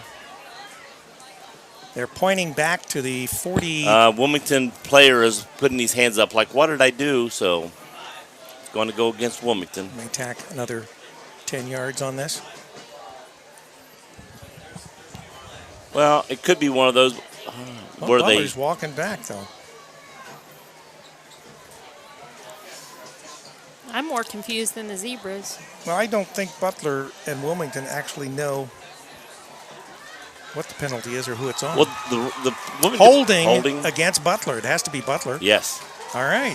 Well, it doesn't have to be. It could have been a guy thinking the guy was going to run by him and grabbed him, for Wilmington. Well, that's possible, but. Oh, he's taking a long walk. Yep. Well, the player, when he put the referee pointed. Wait a minute. Now they're coming back this way. So what is this? They don't. Is this a new rule in high school football? Do they, if there's a double penalty, they said holding against them, and then now Killen's out going, what the heck are you doing? I feel like he's doing disco fever. Yeah, well, I don't understand this because typically it's either offsetting penalties, but now it looks like there must be some new rule in high school football that says we assess the penalty. If there's a double penalty, we assess it against both teams, and that's what they've done not once but twice so far in this game. Fumble, but he picks it up. Quarterback gets back to the line of scrimmage, gets hit and tackled. So they're going to give him to the line of scrimmage. I didn't think he got to the white line. I thought he just got to the white line of the 45 and was hit, but the referee's giving him almost a yard over the white line. Well, the clock is running with 4 minutes remaining in this first half of play. Still going to be 2nd and 10. Wilmington's playing pretty good right now. Yeah, they are. Wrigling's playing safety back. Coomer's over here on the right side. Once again, talking to Killen. TJ Killen's on the far left, playing outside linebacker.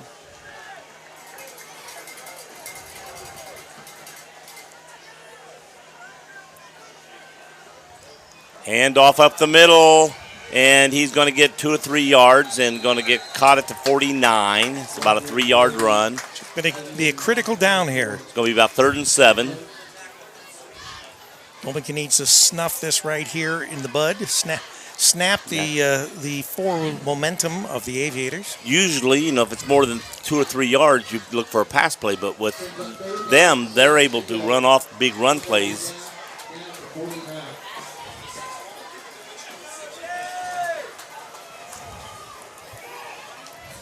Help them with their landing gear before they take off. And it's a handoff up the middle. And he's tackled. It's going to be short. Now, will they go for it? That's the key. It's going to be 4th down and about 3. Yeah. I don't think they have much almost choice. Midfield. Yeah, but if you give them... Well, no, it's beyond midfield, Joe. Well, I mean, it's almost in the middle of the field. Yeah, 47-yard line of Wilmington. They're over the 50. They are not going to punt.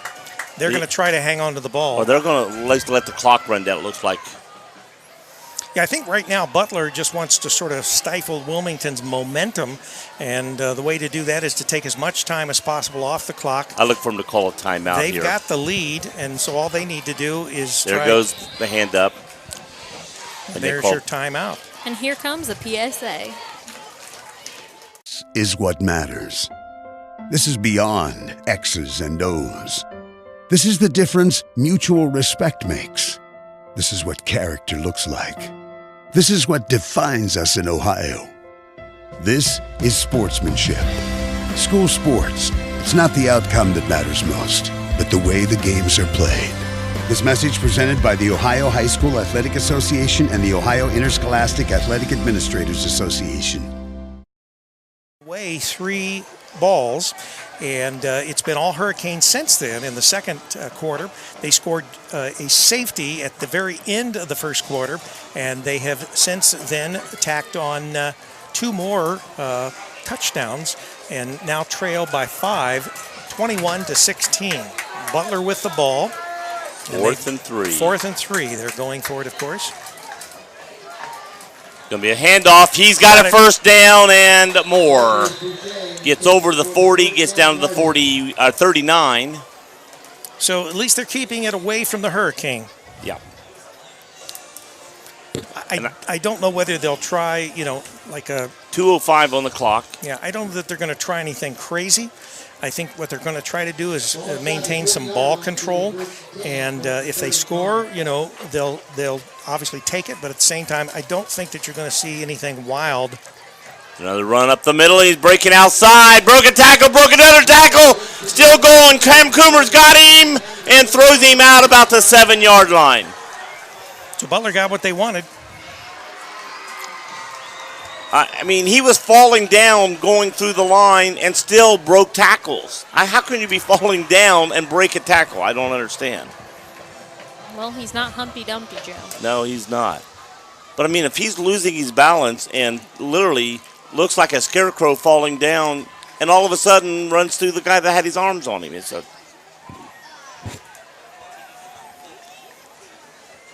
All right, Butler on the 7-yard line with a 1st and goal. 1:30. Have they stopped the clock? First downs. 5 has the ball going up the middle. He gets to about the 5. Number 5 runs to the 5. The clock is running. They're going to have to call a timeout, or are they just going to let it run down? They're just running it. Looks 1:24. Well, it's not like it's 5 seconds left in the game in the halftime. They've got a minute now. They're going to let it run because they don't want want to give the Hurricane right. any time left on the clock in the event that there was a turnover, or in the event that they score and Wilmington then. Right. We've not really seen an explosive offense, so to speak, from Wilmington yet in this game. And tackled again. He falls forward to about the 3, maybe. Oh, they're going to give him to the 2. Yeah. I thought he hit and bounced. His knee was down at the 2. I thought his knee was down at the 3, and then he fell to the 2. But we don't have instant replay for them to check. To see. For them to see. I was going to say, yeah. I do. Yeah. So this is the clock continues to run. 30 seconds remaining in this first half. 24 again, and he broke a couple tackles, and just walked in the end zone. They just could give him the ball every time. I mean, he just walks through tackles. Nobody can tackle him.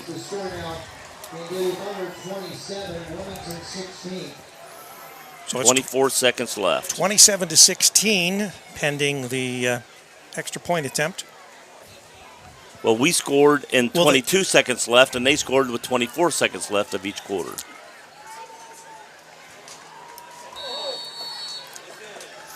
It was good.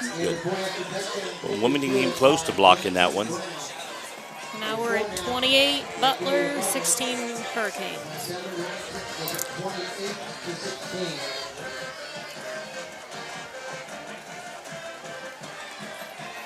So that's Butler's first score in the second quarter. Will they kick off totally, or will they muff kick it, in the middle to run some clock out? Yeah, well, they don't have the greatest kicking to begin with, so it's going to be, they may try to keep it on the ground as much as possible. But they do have a 12-point lead right now. But Wilmington has shown that they can come back, so it's not like... What about the lights? Are there lights in here? Yes, there are, but they're not on. Yeah, I hadn't noticed. Oh, really? Yeah, they're on. Can't you tell? So sweet. You should have said yes, He's honey. A gem. They're bright white. Their lights are on. Can't you tell? So, barring a run back and a touchdown, Wilmington will go in down 12 points. Or a field goal. Very possible. They could run it out of bounds. We do have a leg when it comes to field goals.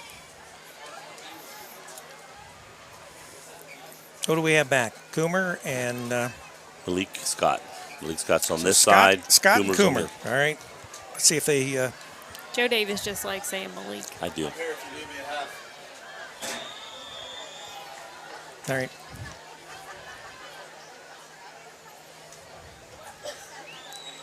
And he kicks as hard as he can. He hits the 20, bounces right up to Coomer. Picks it up, comes, breaking it toward the middle of the field, broke a tackle, broke another tackle. There goes Coomer. He's at the 50, 40, 35, 30. He is going. No flags on the field that I see. Touchdown. Did it already happen? Yes, it's already happened. All right. The cannon went off. I thought I felt it. All right. Wow, this is an exciting game. So what did I say? Barring a run back. Hurricane now within 6. 8 ticks on the... All right, here comes the kick. Let's see.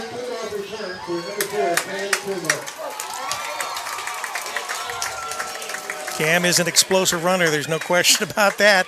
And the lane was developing, and he took that lane. Up kick, looks like it split the uprights, and it did. It was good, right? That was good. Wilmington down by 5 as they go into halftime in a second. Now It'll be 8 seconds game, ticks. guys. Anybody's game now. Now, this is one where I look for either he's going to do one of two things. Either he's going to kick one 400 miles high and come down, or he's just going to muff it in the middle of the field. I mean, he could kick it out of the end zone like he's been doing, just so that there is no run back. I don't think that they will kick any kind of an onside or something. Oh, no, like I didn't that. mean Not onside. With 8 seconds. I just meant a muffle that'll go down, bounce around in the middle of the field to kill time. Well, it has certainly been an interesting first half of play. Wilmington dug themselves into an early hole, but they are within now a very comfortable 5 points of Vandalia Butler. Butler's and probably Wilmington gets the they're ball. thinking about this. Wilmington gets the ball the second half. That's so right. It's going to be in Wilmington's favor. Wilmington will have the ball when we come out. Troy Deals is in the batter's box. He's ready to come in. Joe, you're going to talk to Troy. Oh boy. And don't forget to ask him all the important questions. You know what those are, don't you? Yeah. Hi, Troy. How are you? Your stadium.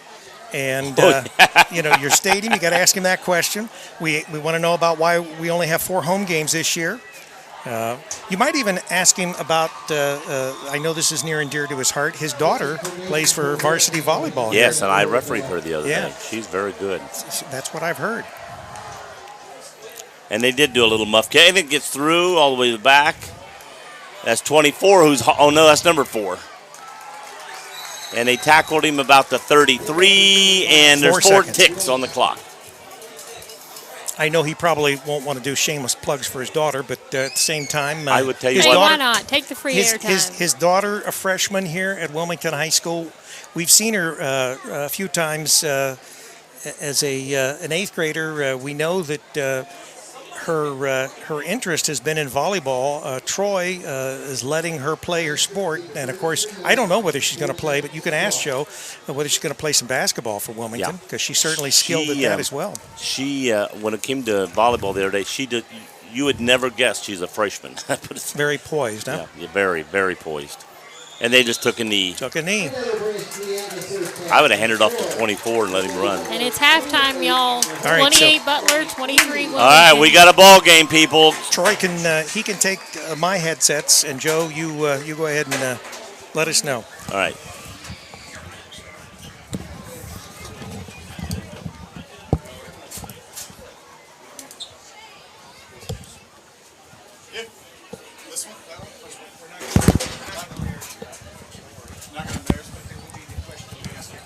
Oh, okay.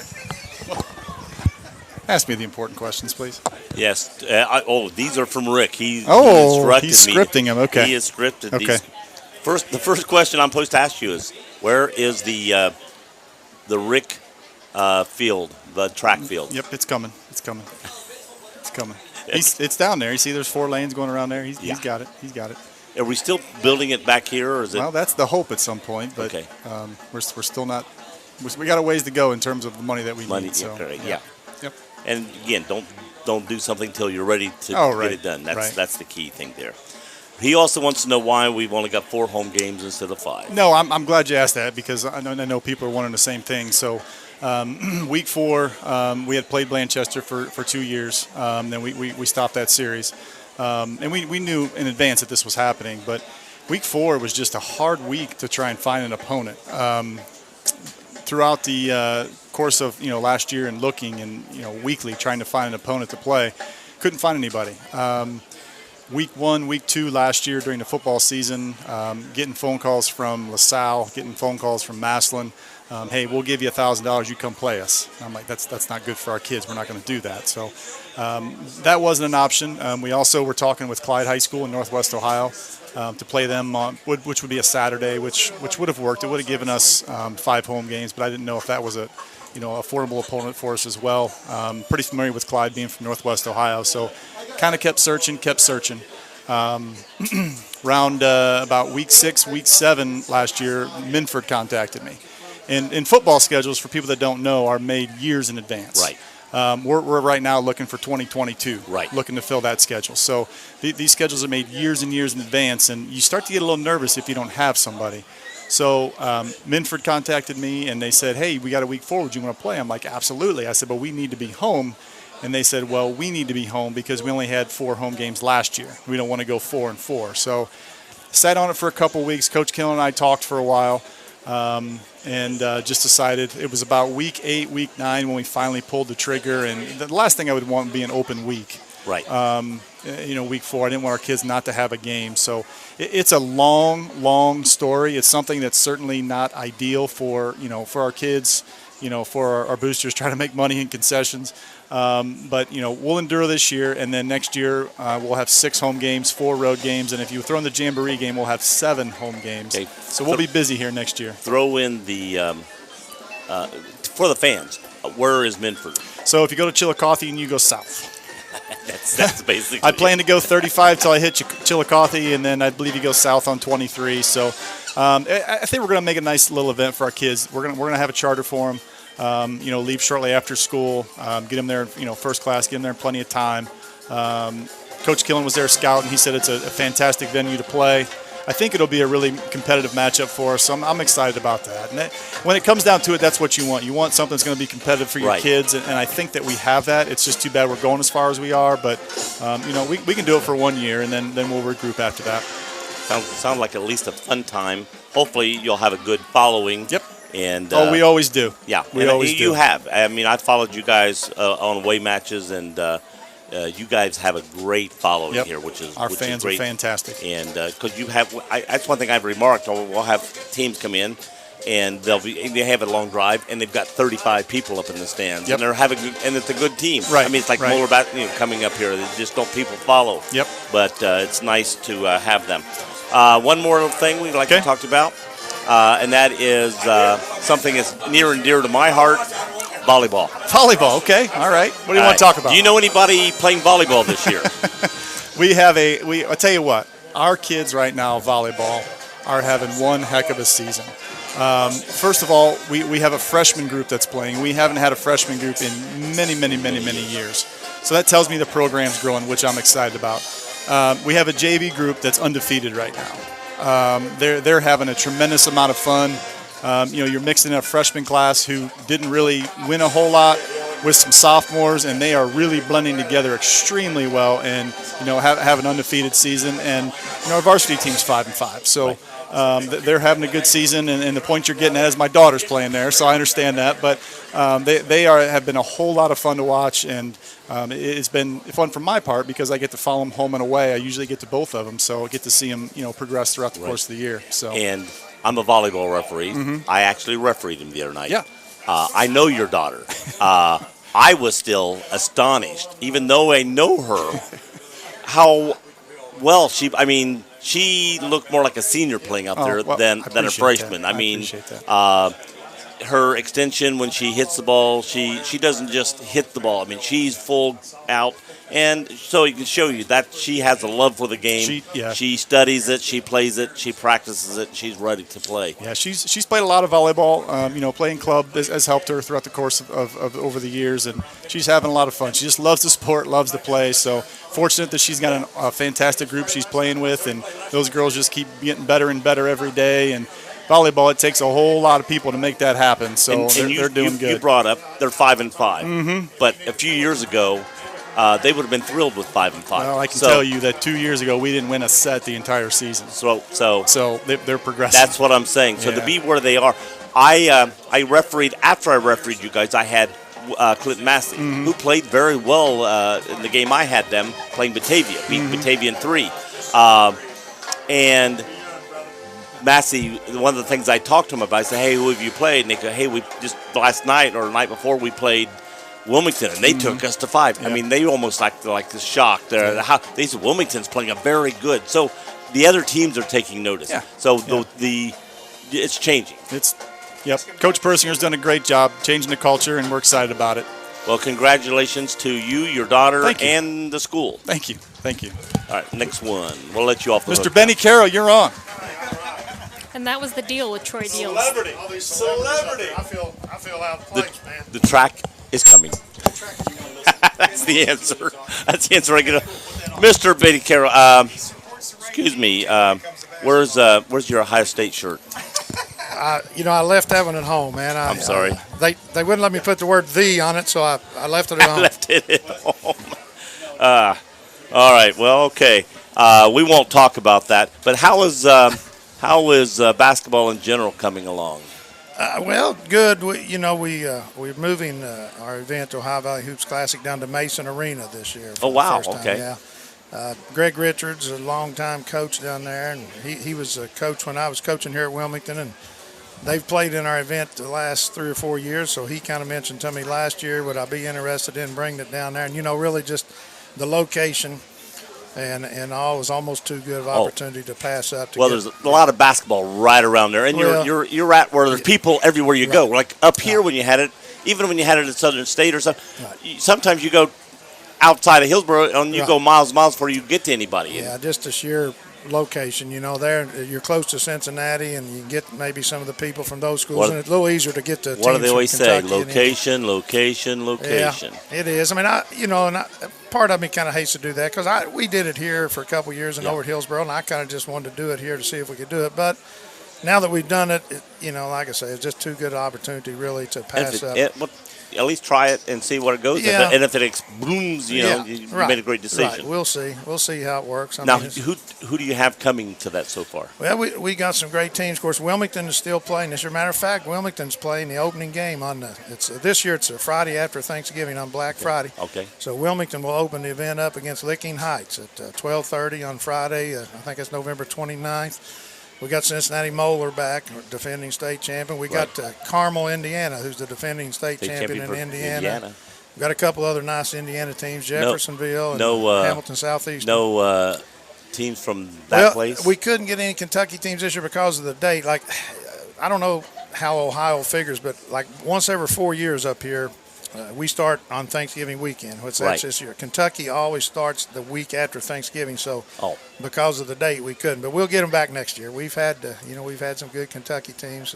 But we got, like I said, we got 3 really good. They do have good Kentucky teams play basketball. I'm just asking. Oh, buddy, all kinds of them, Joe. For anybody listening, this is he is a big UK fan, and I like picking on him about that every now and then. We play the Cats and the Buckeyes are going to meet up this year in basketball. Are they really? Some event there. I think it's in New York. With the Cumberland boys be playing from Wilmington? Well, of course, they're playing from Cincinnati now. Said the Cats. You said the Cats in Ohio State. Your Cats in Ohio State. The Cats, and I wasn't talking about the kitty cats down there. But no, that you mentioned that should be really fun this year, man. With Jaron and Javen playing together at UC, that's pretty neat. Pretty neat, I think, for those guys. It's going to be interesting for a lot of Wilmington fans. Going to be watching UC basketball this year. Javen's been kind of under the radar. Jaron's been there at UC, but boy, he had a great year last year up at Oakland. I followed those guys a little bit, and he had a really good year. So I think he'll do really well for UC. And you got to figure for UC to take him. Yeah. He had to have a good year. You're not just going to take somebody in that's playing or is ready. No, but he averaged about 15 or 16 a game, so I think that'll be good. We got speaking of that, our alumni list from our event's becoming pretty impressive. We got 3 guys this year being the NBA that's played in our event. Oh wow! And then 55. I think I counted 55 guys at Division I, colleges. So it's become kind of fun, and we can look and see which guys played and that kind of thing. But yeah, I'm looking forward to basketball, man. I know it's hot out here tonight and it doesn't feel much like it, but it won't be that long till the hoops will be going up. Anything else you want to bring out other than your thing? I didn't know if there's anything on your mind or anything you wanted to bring up. I jumped right into your thing, so I may have. I didn't want to stomp on your. Hey, man, really, to be honest, I just come out on a Friday night to enjoy some football here, and I'm sitting at the house. What do you think about the game so far? Well, I think whoever holds on to the ball is going to win the game, man. I think about every score except for the kick return there has been set up by a turnover by the other team. So if Wilmington really, when they're holding on to the ball, that's why I said in a sense they've almost outplayed the other team. Yeah. When you take away the 21 of their points came on Wilmington miscues. Well, right, the first 3, and then once they settled in. I'll say this: I'll give. Coach Gillen and his team credit, man. They got down 21-0 there, and it would have been pretty easy to just roll over, and it could have gotten real ugly, but they kept fighting and got a break, and now it's anybody's game. So I thought they looked good. Take away the turnovers. It's a beautiful. I tell you what, Joe, too. People that haven't been out here much. It's a beautiful field now. Yeah, it is. Since they redone this. Since they redid this, it's really became a beautiful field. I was coaching track when they first turned it over, and when I came out here with the track guys, it was like, wow, it just jumped out at you. If you come here every game, you get to where you're used to it. Yeah. If you haven't been here and you walk in, it's just amazing. It has more of a stadium feel to it now. I'm sitting right over here by the broadcast booth outside here, man. It's you feel like you're in a bigger stadium, and it's really nice. And they got more seating on the other side than they used to. Used to have the little swing. Now it goes from 5-yard line to 20-yard line, basically, or 25-yard line on the other side for the visitors. So, they're giving the visitors so they can bring in some good teams and bring in some, and play some, and possibly pick up some playoff games here. This seems like to me this place would be ideal to host a playoff game. And, I got a nice crowd out here tonight, actually. It's an impressive crowd. So, Coach Gillen's doing a good job, and Mr. Deal's doing a good job, so things looking good in Hurricane Land.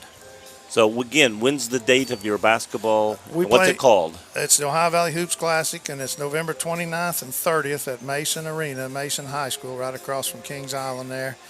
It's $10 for all day. There's 5 games on Friday and 6 games on Saturday. Our schedule, we have a website, it's www.ohiovalleyhoopsclassic.com, so it's got the schedule and all the information about the event. But like I say, we're happy. Coach Kramer, the new basketball coach, I got to meet him at school one day subbing, so, he's excited, and I was impressed with him. And so, I'm looking forward to seeing be a new look, obviously, for Hurricane basketball, but I think he'll do fine.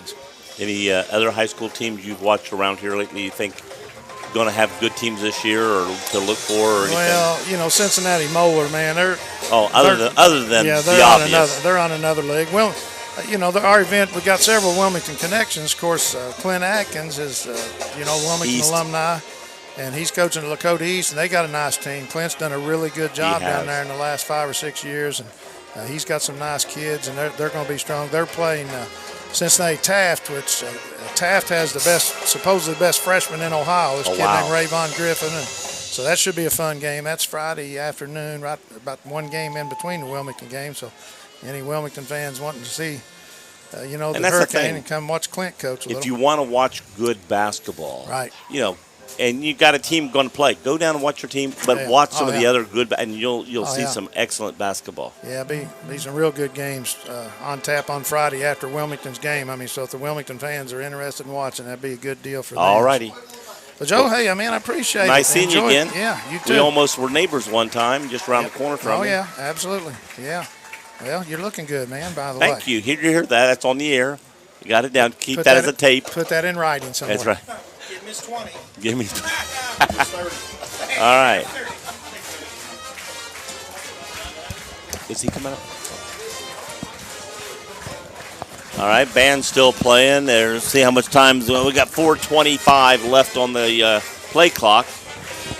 Well, Joe, did you learn anything new from talking with Troy and Benny? I learned with talking to Troy, the track is coming. Yeah, that's what he said the last 3 years. Yes. Every time the stock answer, when we get in the track, yes, it's coming. It's coming along. He didn't say that I had to pay for it, though? No, I asked him if he was naming it after you, though. I want to know if there's going to be a Joe Davis Memorial near this track. If they it'd be guaranteed I'd be dead, then they would probably do it. Yes. Yeah, usually it only happens after you've passed, right? Yes. Can we get a shot of that moon? All right, well, the full moon looks like about a quarter. Friday the 13th, and there's a full moon. Sydney is right trying now. to get us hexed here. All right, we'll use our super high-res HD camera to zoom in. We're probably going to see one of the Apollo landing modules up there as we zoom in. It looks more like the sun, doesn't it? Oh, there we go. We're finally in focus. You can look, tell it's it's orange on it's the camera. Joe Davis's face. At least it's not the baby sun from the Teletubbies. There's that. Is the flag still there? Can people get a telescope and see the flag on the moon? I don't see it. There's some footprints, though. All right. So we have, to Sydney's request, we have shown you the full moon on Friday the 13th at And you're Alumni zoomed in Field. a little too close still to the field at Alumni Field. Well, there's no one out there, so right now it doesn't matter, does it? Oh, but it does. All right, I'll zoom out. We'll get that huge crowd from Butler. And they did travel well. I mean, they did. It looks sparse, but it's because that's so long over there. Yeah. If you would have a normal visitor's side, right. Usually, there's a lot of people that travel. Usually, visitor sides are 2 or 3 sets of stands, and Wilmington obviously you got 1, very 2, expansive. 3, 4, 5, 6. This is down here is basically basic for the band, but for the fans, there's these two equal 1. There's at least 4 full stands over there for the fans, and there's more because of the stands for the full band. stands for the full moon.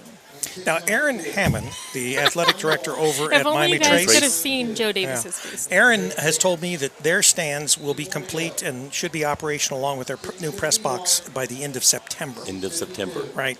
So we will keep an eye for those Miami Trace fans out in our WZAA broadcast area. Try to keep you updated on that. For the most part, right now, what they are doing is they're having to do everything on the visitor side. So it's very tight in the press box because both teams have to be in the press box. Although you can go up in that press box on the visitor side, but and our gentleman over here that did a game with me before over in Courthouse, right?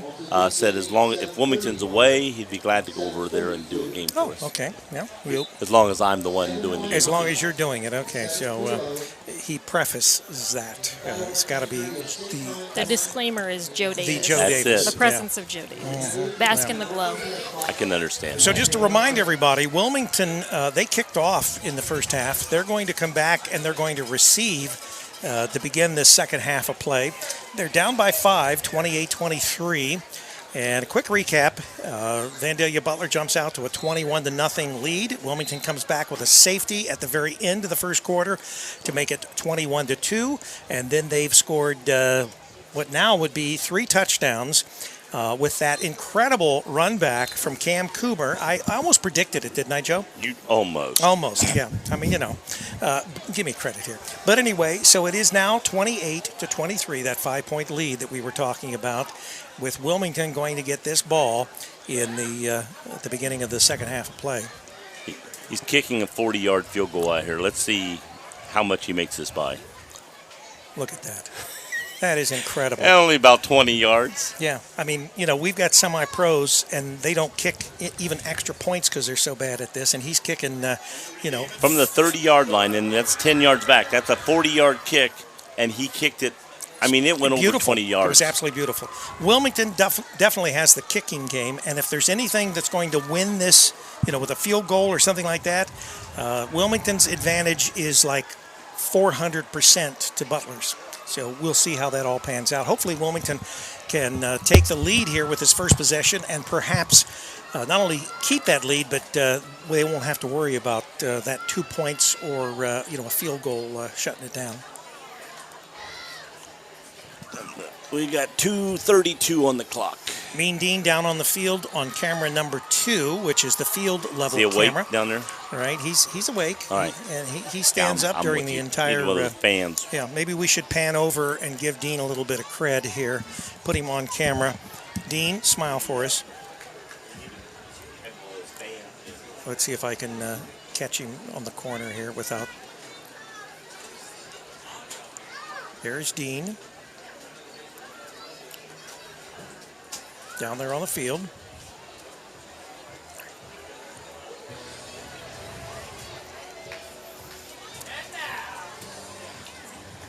Well, at least Dean wasn't doing anything that the camera caught because he doesn't obviously have.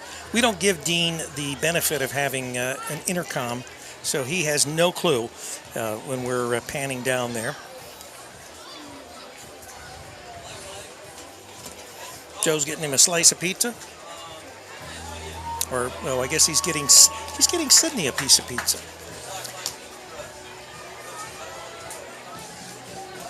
We got 1 minute 20 seconds before we begin this second half. Wilmington trailing by 5. It's been a fairly exciting game, and if Wilmington hadn't given Butler that 21-0 lead, Wilmington overall has outplayed the Butler Aviators if it just wasn't for their mistakes. And hopefully Coach Killen and the Wilmington coaching staff has sort of let them know that they need to be thinking about hanging onto the ball, watching those tomahawk chops that a lot of defense try to do to knock the ball loose. And hopefully our snapping game is going to get a little better because there have been a couple instances where Cam Coomer has had to reach literally behind him in order to snag the ball.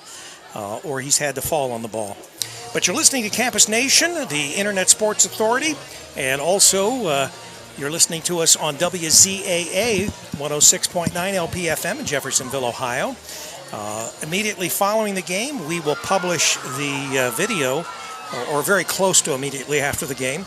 We will publish the video on campusnation.com. So if you want to go back and you want to catch all this action, you can see the live HD video right there on the campusnation.com website. Joe, you got Sydney a piece of pizza. What about me? You can get yours. Yeah. Oh, okay. All right. Thanks, Joe. From the world of sports, I haven't really checked to see if there were any games that we could get some scores on. Let me see if I can pull up some scores here. Well, I guess we're going to get ready for kickoff, so I will probably defer. He's going to catch it and return it. Coomer's got it to 5, out to the 20, 25, 30, 35. He's got 1 man to beat. He beat him. There he goes down the sideline. He's looking over his shoulder and he walks it in.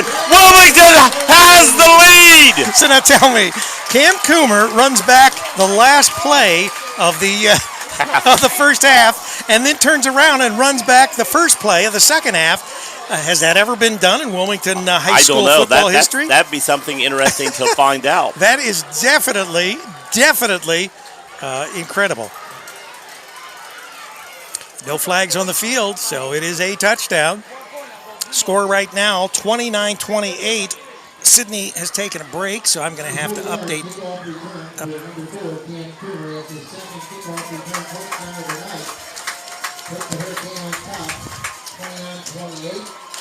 I'm sure they are stunned on the other sidelines because they had a 21-0 lead and are now trailing 29-28 with a kick coming.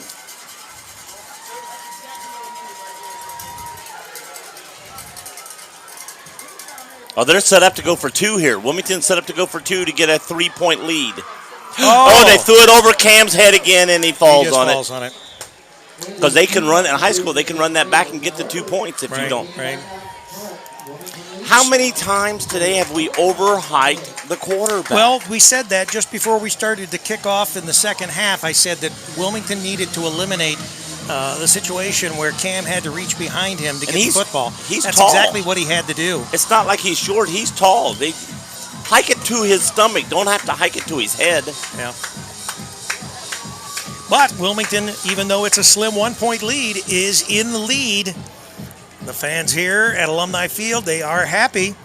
Now it's going to be up to the Hurricane to try to play error-free ball and see if they can capitalize on this 1-point lead, maybe build it if they can shut down the potent Butler offense. And Butler has, they've managed to move the ball. Yeah. Well, if they'd have kicked the 2, I don't even know how much Butler can kick field goals or how far. I don't think that their kicking game is that good. I don't know about, And their kicker is big guy. So that's why Coomer she just got by him because.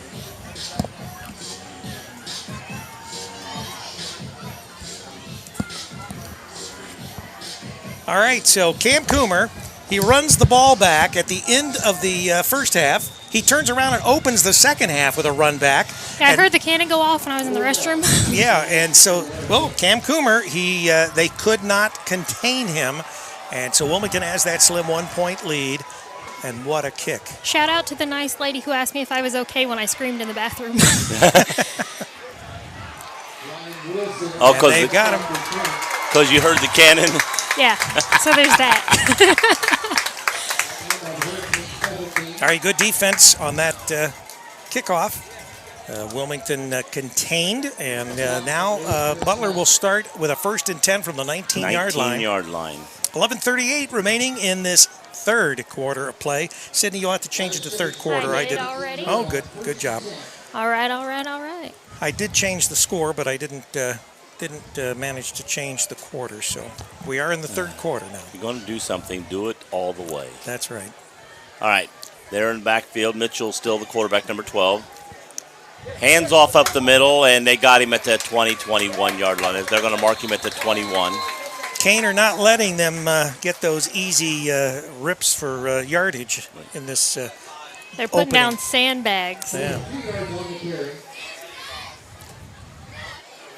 Want to thank Troy Deals, our athletic director, as well as Benny Carroll for coming in at halftime and chatting with us. We always appreciate our athletic director here at Wilmington High School. He does so much for us as a media entity, but he does, all kinds of great stuff for Wilmington High School. All right, they got trips to the left, one way out wide right. Or two on the right side. Sort and of a goes delay. up, quarterback That was a goes up delay. the middle and gets caught about the 24 maybe. The last time they tried that, it worked fairly well when they delayed, but Yeah. this time it did not. Oh, we got a penalty in the backfield. Maybe motion? Delay of the game or looking in maybe. I don't know. Could be delay of game. I'm not sure.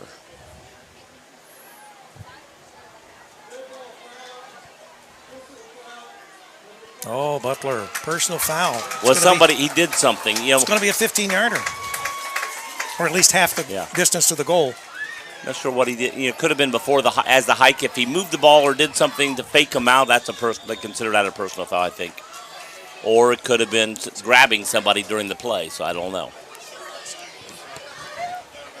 All right, so Butler, they're deep in their territory. Oh, wow. They've got a. Is that second down, third down? I can't read it from here. It is supposed to be third down, it looks like. Okay, it is third. But they don't have the scoreboard About updated. 17. Then it got him in the backfield.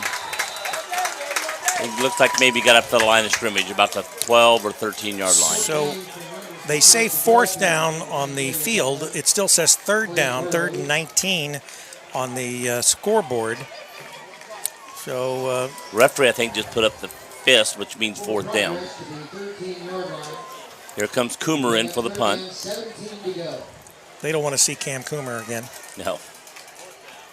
Are they set up to run a play? Well, once again, the scoreboard says third down, and it says fourth down on the field. They're going to stop play here and catch everybody up. Timeout Wilmington. Wilmington wants to know why is it not on the scoreboard that it's fourth down. We're set up to run. We're set up to catch a punt, and they're set up to run a play. So Wilmington's like, whoa. Yeah, they're not going to run a play on fourth down deep in their territory. No. Still says 3rd and 17 on the scoreboard.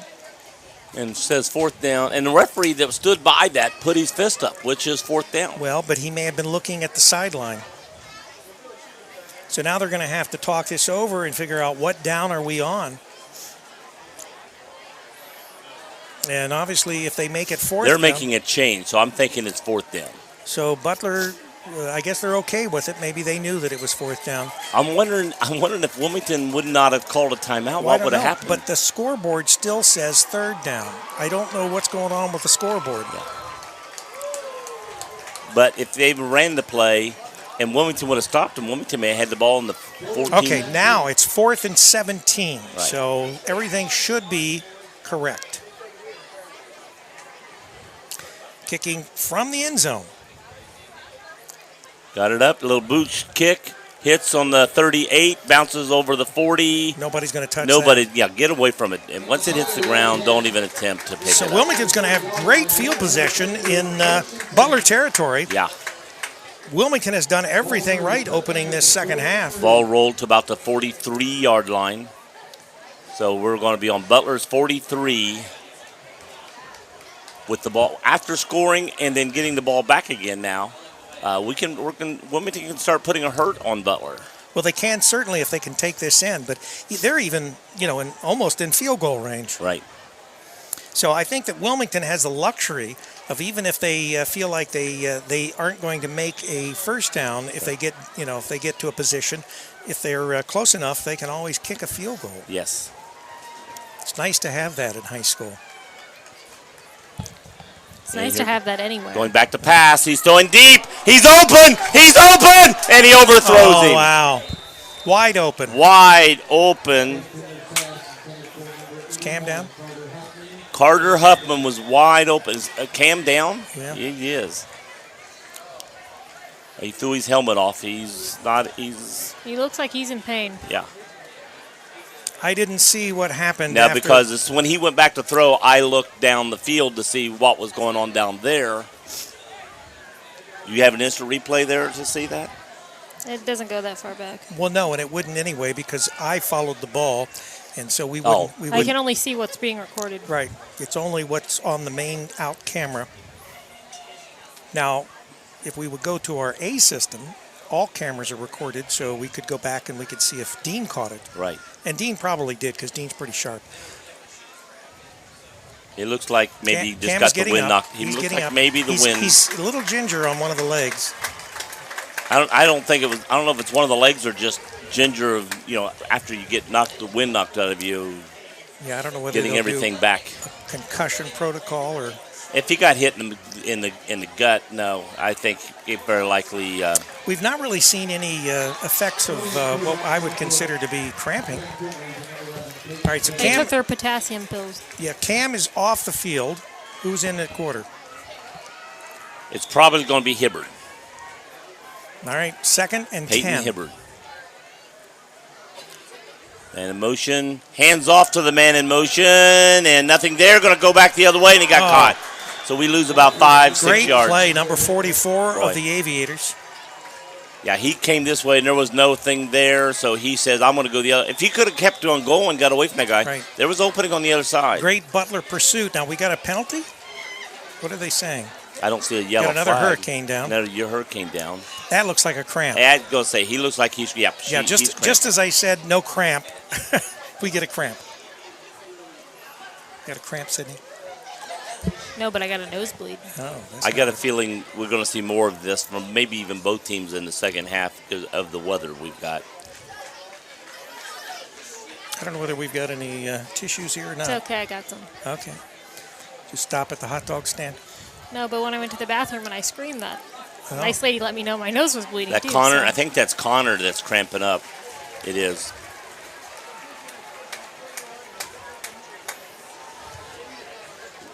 Connor Mitchell. Yeah, his mother ran me down at halftime and said, "Hey, we need to have a sports show." I told you that's getting around.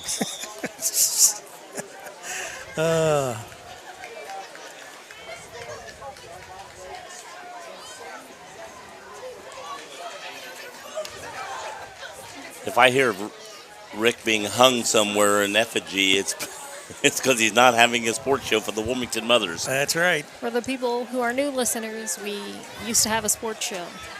Yeah. All right. Uh-oh. She's Down. He's down. Referee Rough. said down. Yeah, it's like He's he's hurt. cramping. Yeah. If you get touched, Is he cramping you're or grabbing? going down. Is he cramping or holding his knee? He looks like he's cramping, but I thought he was holding his knee. he's still down.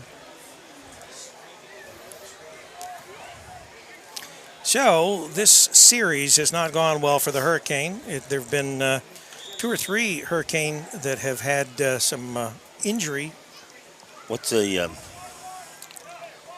yard marker and down? I can't see.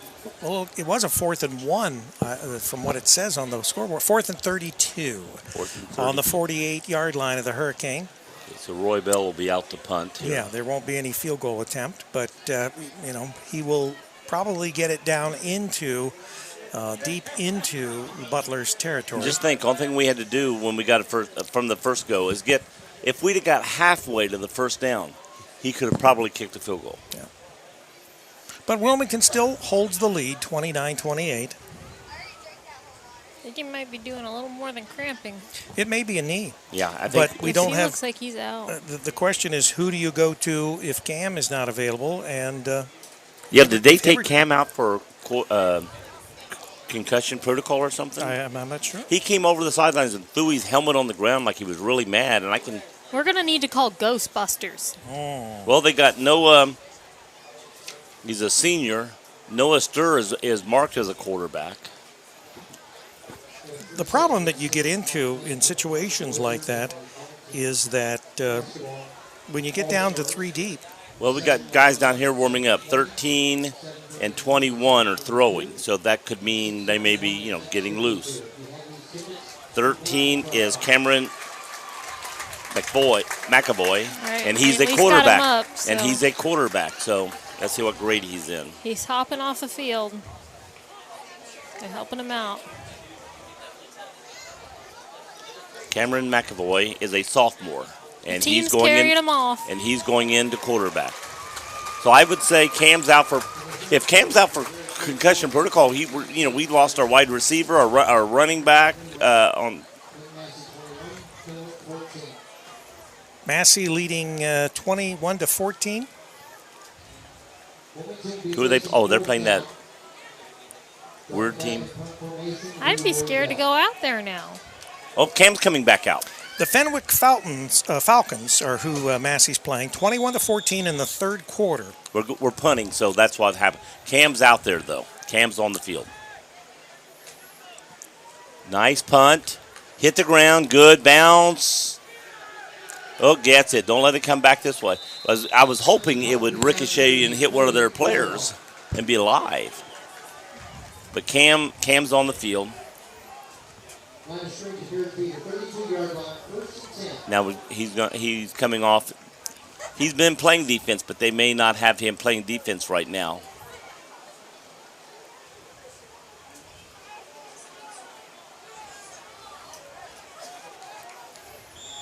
He needs some rest between running the kickoffs back, running off the offense, then playing defense. In the third quarter, your team trails by 6. 13-7, Hillsboro over East Clinton.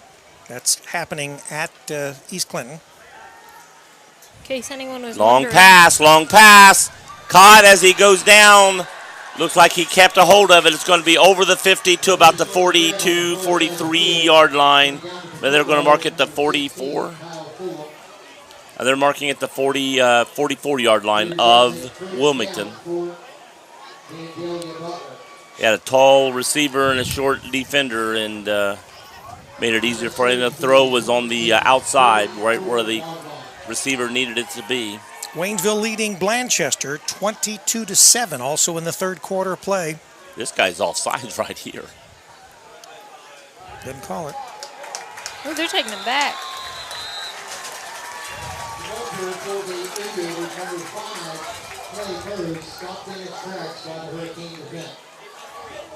So today our high was 91 degrees. Tomorrow our high is expected to be 75. So there's that. You'll Ohio. everybody be freezing tomorrow. Grab your sweaters. And in Circleville, the Miami Trace Panthers leading the Logan Elm Braves 31-14. Other than that loss last week to Wilmington, Miami Trace could go 2-1 here. Wow.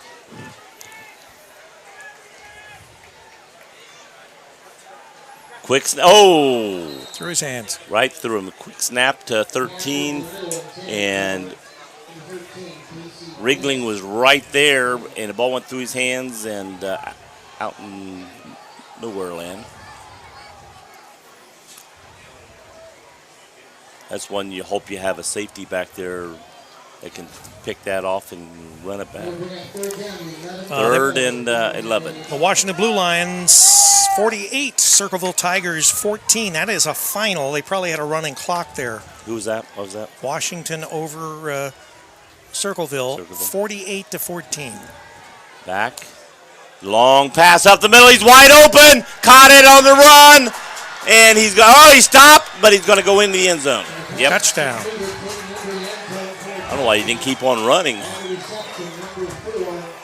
Yeah, he was with Wriggling, and he got past Wriggling, and he was 7 yards beyond anybody and caught it on the dead run. So this is a scoring ball game, I tell you.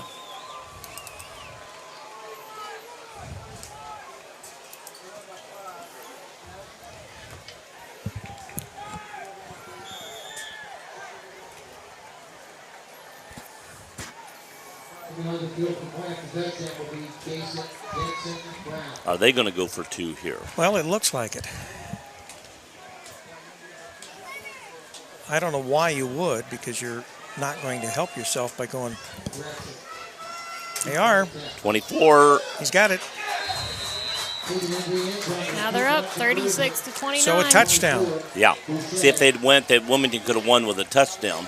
This puts them back up a full touchdown. They're getting back that point that they lost earlier on the two points back. Right. All right, so your score right now. 36-29. Butler, Vandalia Butler over Wilmington. You think they're going to kick it to Cam? I tell you what, Cam's not even out there to take the run back now. Number 1 and number 6. That's Wriggling and Malik Scott. He just likes saying Malik. He likes saying Malik. He could just say Malik. Scott, but he's got to throw the Malik in there. It's got some, people might think it's his first name. Butler yet to come out. What they're probably talking about is Cam is not on the field. You don't have to worry about that. Just try to contain. Big thing Hurricane do not want to do is they don't want to muff this kickoff. No. They want to make sure that they hang on no matter what. They hang on to this ball.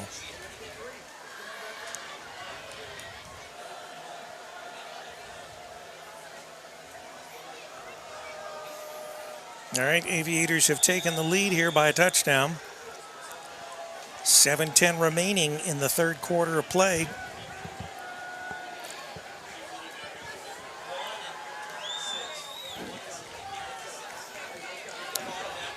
And here comes Scott, breaking it upfield at the 25 and gets tackled at the 27.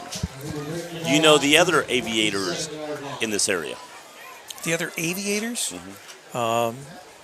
No, who? Sycamore.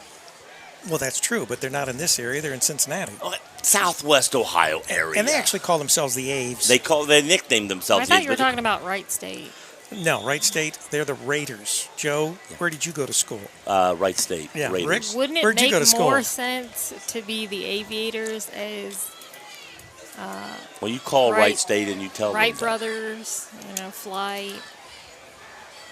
Just saying.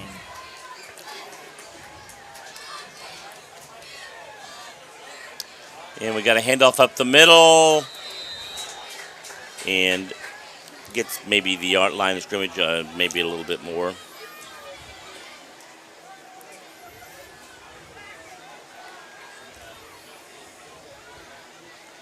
And that was Zane Cowan running the ball. And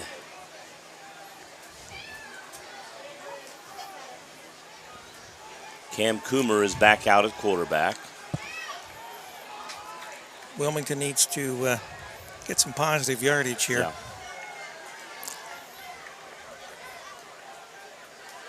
So through a quick pass, caught at the 30, ran to about the 33. Almost 5 yards.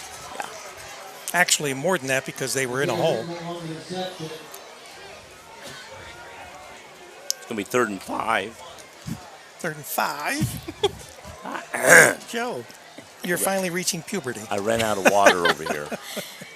As his voice cracks.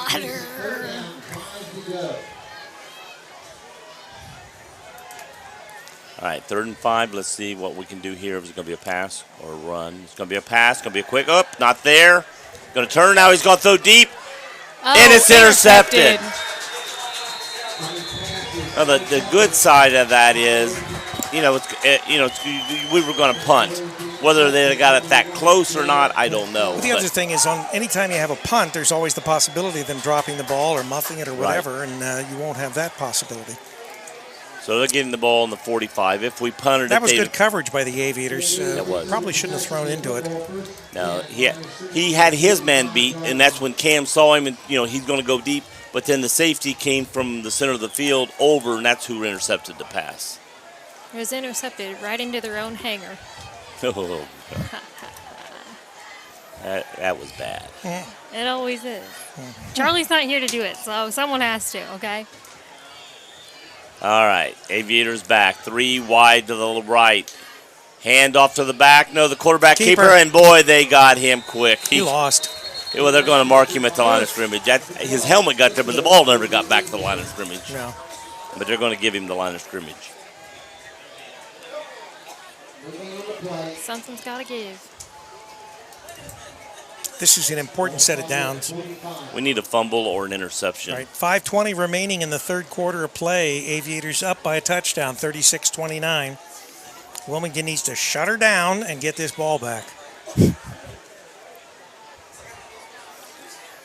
9-3-7, shut her down. He's back to pass those quickly over to the right side. Nobody there yet. Wilmington did have a guy there, but he was just behind him. Pickup of 5 yards, it looks like. Yeah, and it's going to get back to the 50, so it's going to be 3rd and 5.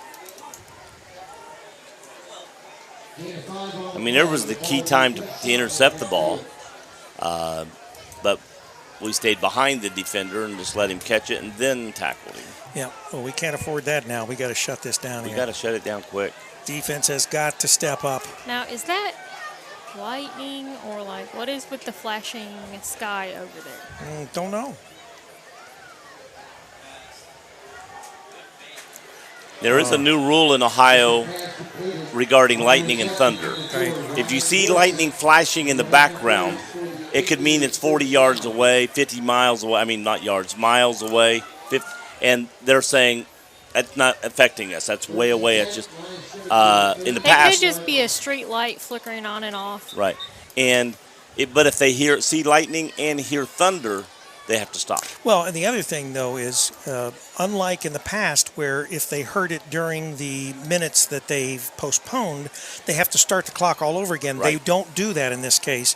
They will start after those few minutes. If they do hear it again, then they will stop it again for the same period of time. I don't know whether it's 15, 30 minutes. So we got to whatever. run back and gets about 2 yards, so it's going to be 3rd and, or is it going to be second? Did he already flip it to the second down marker? They're pretty quick. Boy, they are. 'Cause that's where a while ago when I said 4th down, you said it was showing 3rd. Because as soon as it's done, he's flipping that marker over immediately. I always waited until the referee gave the sign. it. Yeah.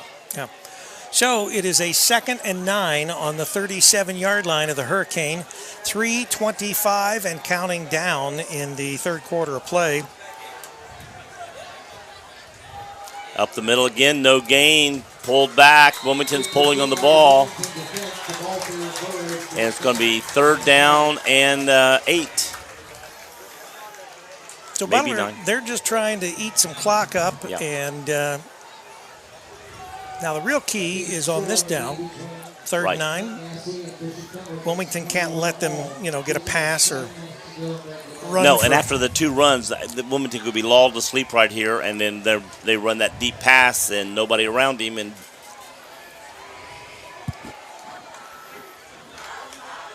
I don't think they're going to do the run up the middle like they've done the last 2 plays. I'm looking for more of a delayed run or a pass play.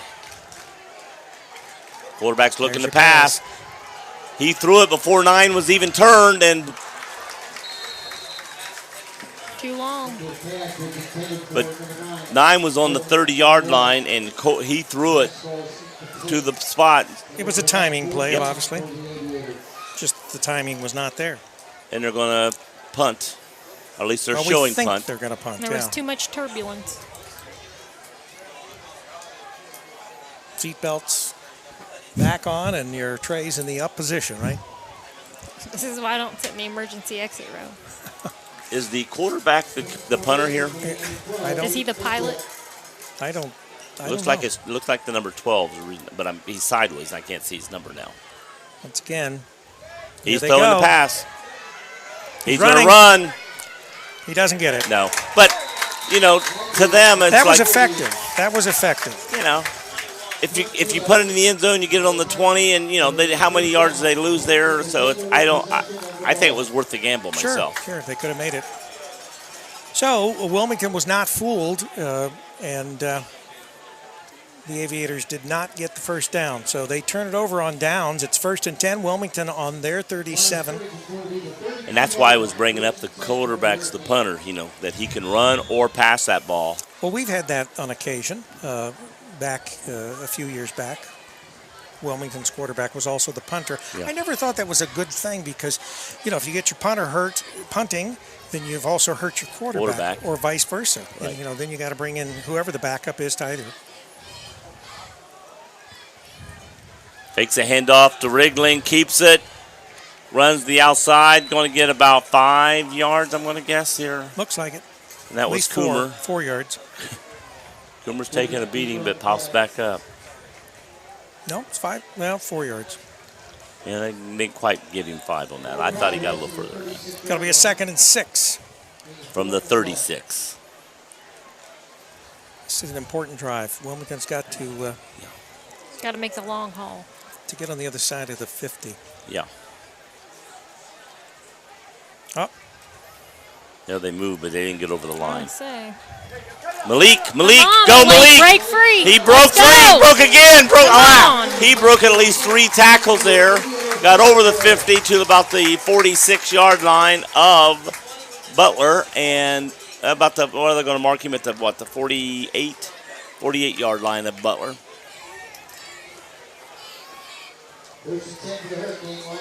But you said they had to get over the 50. They got over the 50. They did what I asked.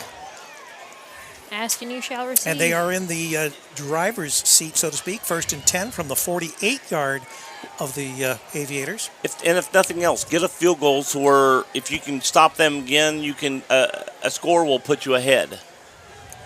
Cam faked it, kept it. He's still running. He's still running. Up. He's out right at the marker. So let's see where they mark close. him out. He looks like they're marking him at the 40. I think he's short. Yep, he's going to be about a yard short. Well, this will be easy for them to get past this. Well, let's hope so. Yard or yard and a half. I can't tell if that's the marker. I think it's a yard and a half. Yard and a half. It's got to get about to the half-yard mark. 35, 36, 37, 38 and a half.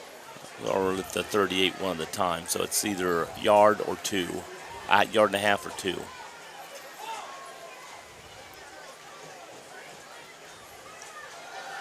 And nowhere. Lost yardage. Oof. Good defense by the Aviators. It's going to make it a 3rd and 4, it looks like now. Yeah. Now they've got it marked 3rd and 3. They delayed the takeoff. It's kind of hard to tell where the marker is when they've got him a yard or 3 yards off the line. It's at the 42, and it's a 3rd and 3 from what it looks.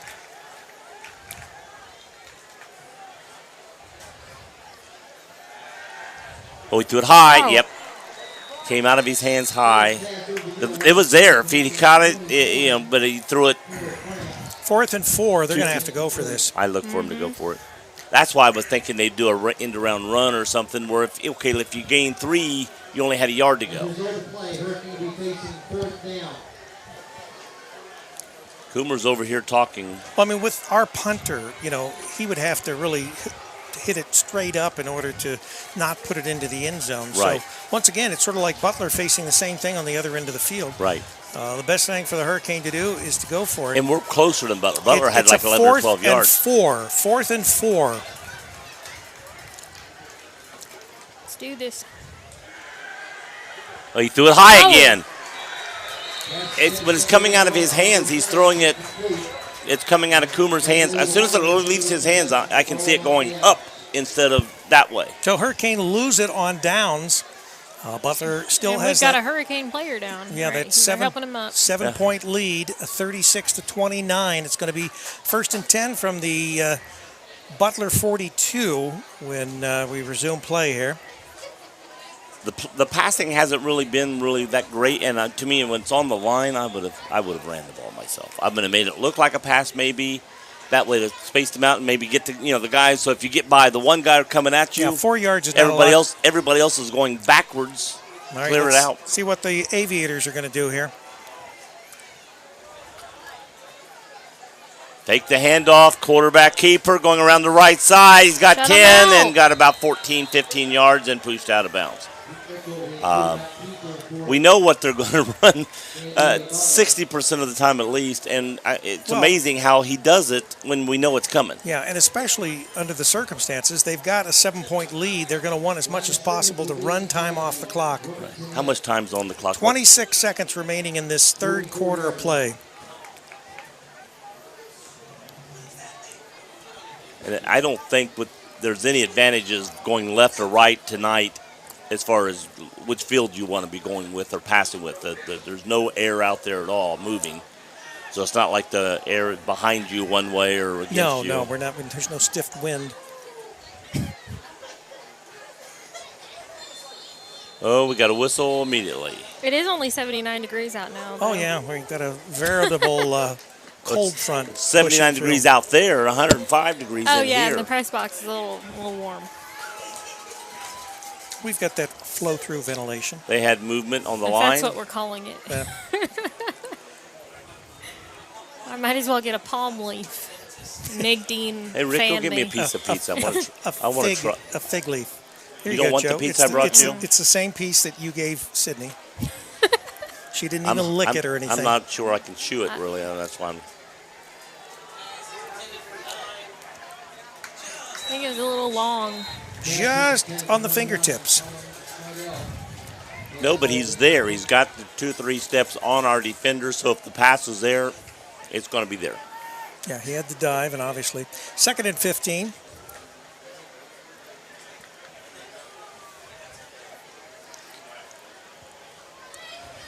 "20 seconds remaining in this third quarter play. Wilmington needs to stop him. Yeah, it has to be a stop.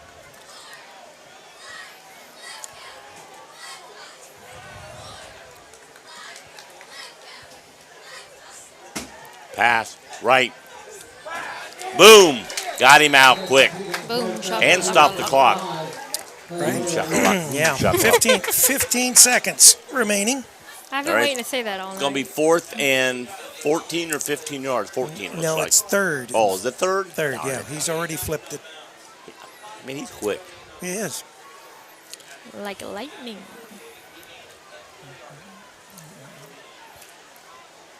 Lightning McQueen. All right, important here. Importante. 3rd and 14.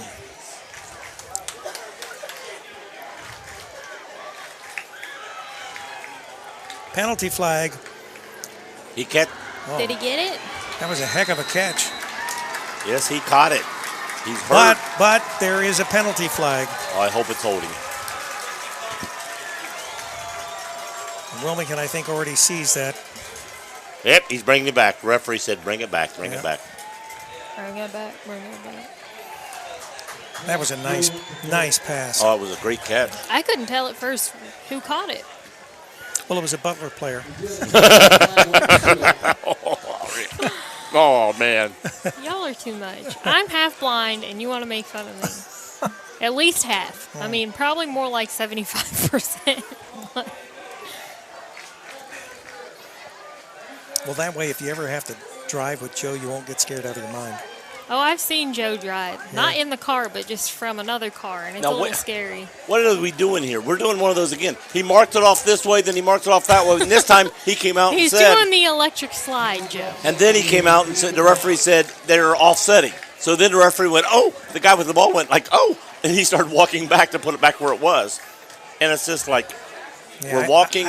I do not understand this new... He's trying to get his steps in. But it's a third... They say you're supposed to do 10,000 a day. 5 miles. It's 3rd and 14, and we'll see what happens here. So basically, they've got a whole new down again. Chris, good job, Come Chris. on, shut him out. Chris contained. Take him down. Got him. Get him.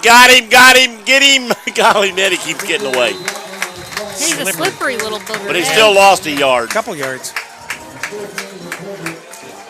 Well, yard. So it is going to be a 4th and 15. Yeah. Are we in the fourth quarter now? Time has run out with the Butler Aviators leading the Wilmington Hurricane 36-29. We are going into the fourth quarter. So let's see if we can get some time on the clock. That's right. Let's do one of those quickies, and we will be back.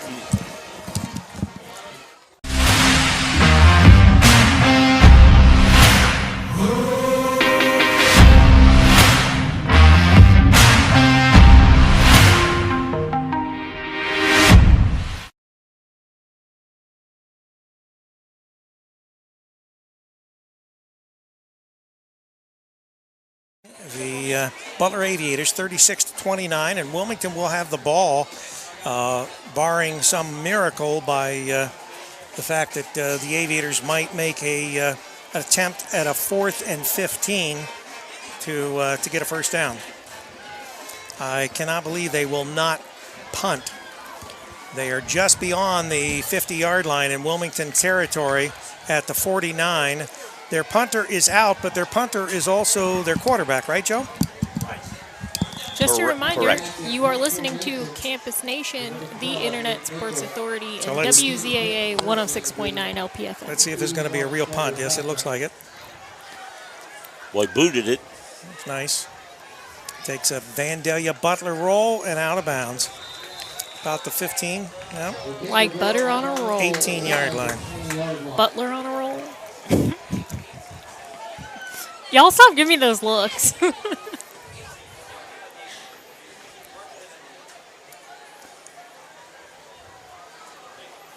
So it's going to be a 1st and 10 for the Hurricane from the 18-yard line. Sydney, I saw some light out there too. I did too. I swear I'm not crazy, and that's like a real thing. But we here in Ohio have what we call heat lightning, and I think that's what you're seeing. It's not real thunder or rain lightning. It's heat lightning, and so you'll see that occasionally. Okay, Hurricane with the ball. Let's see what we can do. This confirmation, they see it too. Oh, he drops the ball. It would have been a short gain, but it still would have been a gain.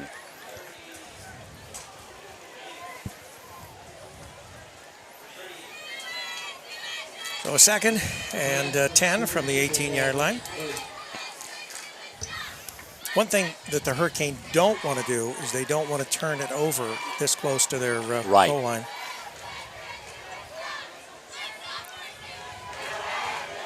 And even if they punt right now, they're only going to get it midfield, so they need to move the ball a little bit. That Malik Boom got hit about the 19 and pushed back. They're going to give him to the 20. So he may make it. So it's going to be a 3rd and 7? 3rd and 8. 3rd and 8.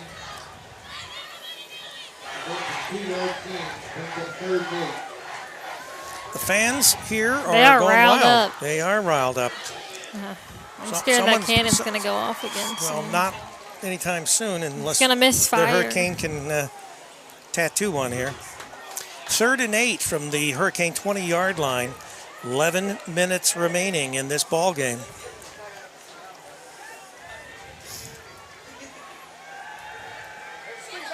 Oh, don't go backwards. Yeah.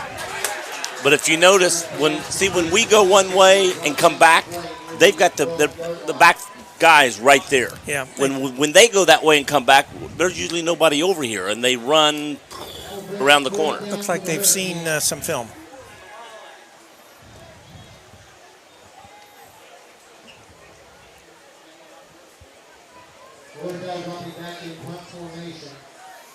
So we're going to be punting from our end zone.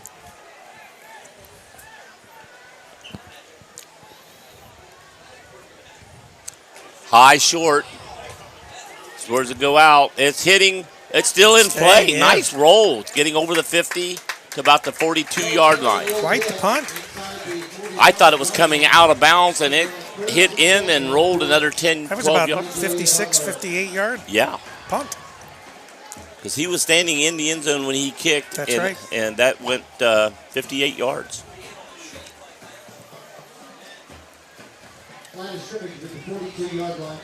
I thought when I said short, it looked like it was going to go out about the 35-yard line. And then took a good Hurricane bounce back into.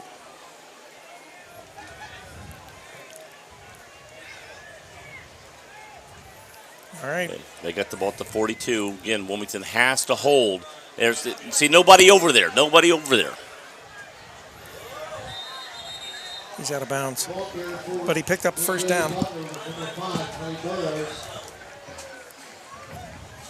See, when we hand to go outside that side, there's a guy standing 10 yards out and waiting for you to come. When they go that way, there's nobody on that side. It's all went inside. So the Aviators at the Hurricane 48-yard line with a 1st and 10. 10 minutes remaining in the game. First and 10 at the 10-minute mark. Up the middle, up the middle. Got about 4 yards on that run. They've made much better yardage on the outside than they have going up the center. Yes. But they'll go up the center now and then to keep them honest. Keep them honest. And they may break one. Break me off a piece of that Kit Kat bar. Hope I don't get dinged by YouTube. I don't think that they're going to match your song.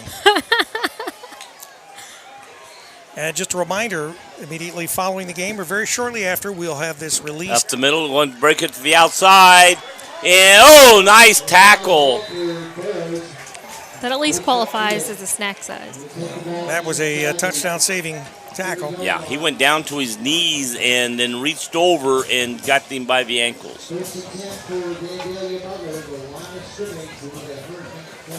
Chris Custis coming out of the game. Wilmington can ill afford going down by 2 touchdowns. Yeah. This late in the game, 9 minutes remaining.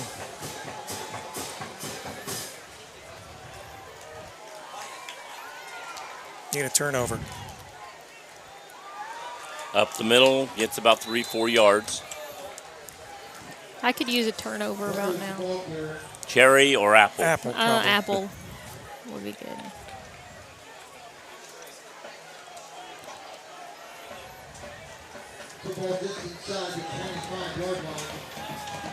Clock is still running. The Aviators are in no hurry. They've got the lead by a touchdown. We need a takeaway, maybe to run it back for a touchdown and get this thing back in our court, at least to tie it up. Up the middle, got over the 20. Nope, got to mark him down shy of the 20.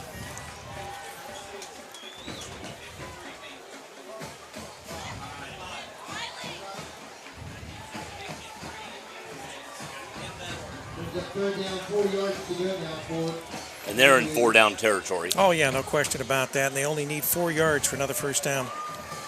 So they've been averaging 4 yards a carry every time they run. We have not seen much in the way of an Aviator turnover. So other than that, in the end zone, 24, and he got a first down. I'm sure. Go right at the marker, but I think they got it. Yep. Yep, they're. No, the head referee's like pointing like that.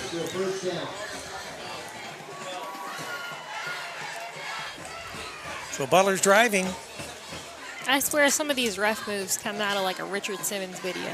They're looking like they're at the 22-yard line, but they've got them marked. No, the 17-yard line. 17-yard line.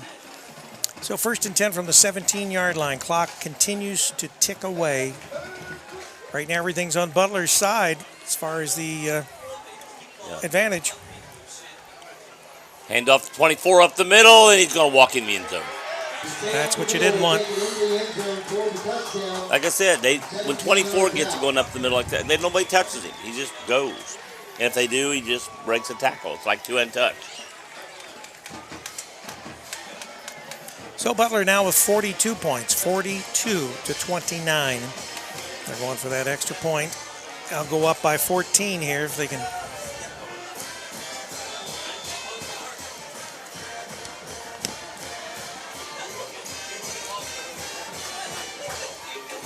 Good? No. Good. Is it? Okay. All right. That's good. I thought it was good. Yep. For a minute I thought it might be wide to the right, but no. 43-29, Butler Aviators over the Wilmington Hurricanes. 7-11 remaining in this game. Who are the kids that like run with the flags? Well, I'm sure that they're Butler cross country, probably.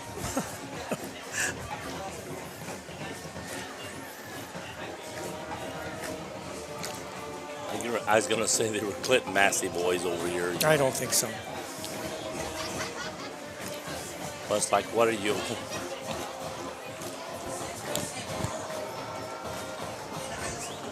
We got Wilmington on this side, Butler on that side. You got Butler flags being ran, and the question is, who are those boys running?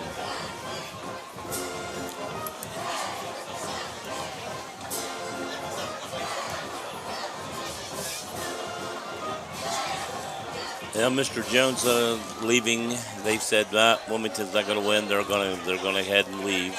So the final, Clinton Massey 28, Fenwick 21. Massey winning by a touchdown. Middletown Fenwick? Yep, Fenwick Falcons. Bishop Fenwick, I meant to say. Yeah, because they're playing them up in Findlay, Ohio. Wow. Neutral field.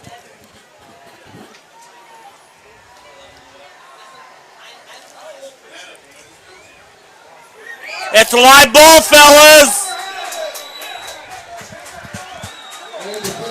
Wilmington acted like, oh, there's the ball laying on the ground, that nobody went after it. And Butler recovers.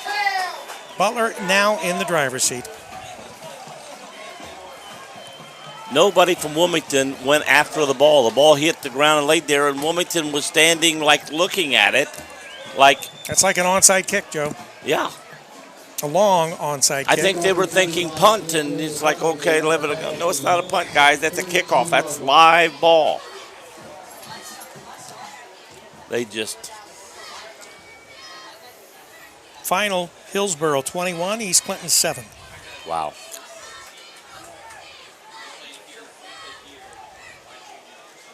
Charlie didn't help that much, did he? No, he didn't. Final, Waynesville 36. Well, no, it's not a final. Fourth quarter, 36-7 over Blanchester. You're missing the action over here. Oh, yeah. You're not even getting it on the camera. Trying to get the scores in here. Scores for other games. Ball's now at the 26-yard line, or maybe a little over the 26. Timeout being called. Player injured on the field for Butler. Cramps.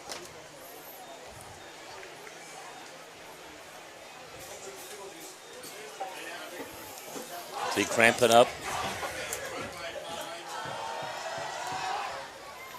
Looks like he is.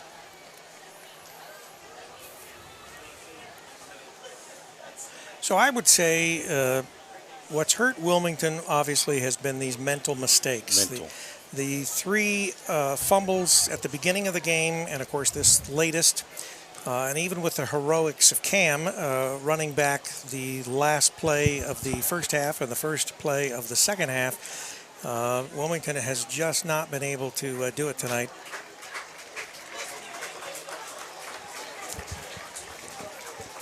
Let's just be clear, there's still 6 minutes and 54 seconds on the clock. Yeah, there still is time. There was better chance if Wilmington would have recovered the kickoff. Right.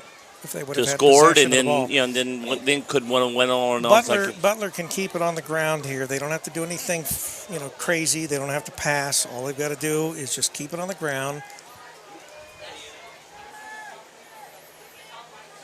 which they do.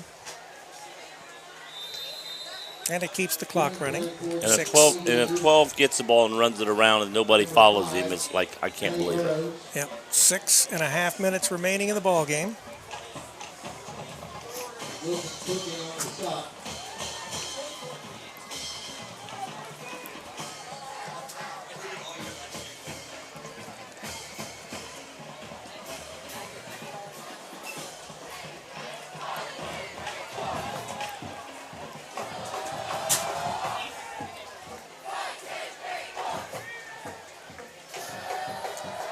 Hand it off. Kept.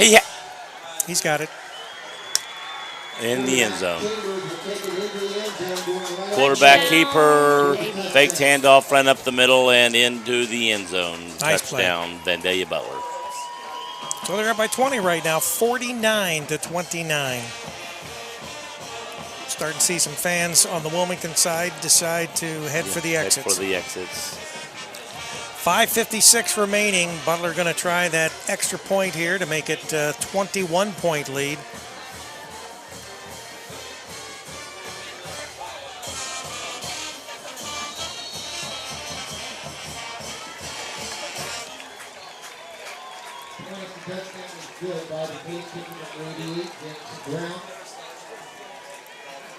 So what did they try, a two-pointer? No, they kicked it through. Oh, did they? Okay, they so get it's 50-29. Alrighty.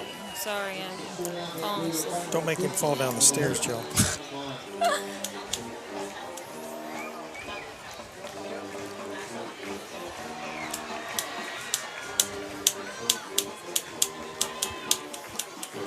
So Wilmington was in this in the third quarter, but Butler,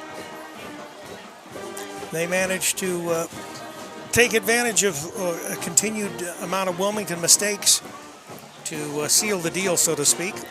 And with 5:56 remaining, it would take a veritable miracle. We need like three run backs. Is it And Cam is out there again, but I look for him to do similar to what they did last time. Just chip shot up in the middle. Even if Wilmington gets the ball, they don't want to give Wilmington a chance to run it back and get some sort of hold back. They're going to just do a chip shot.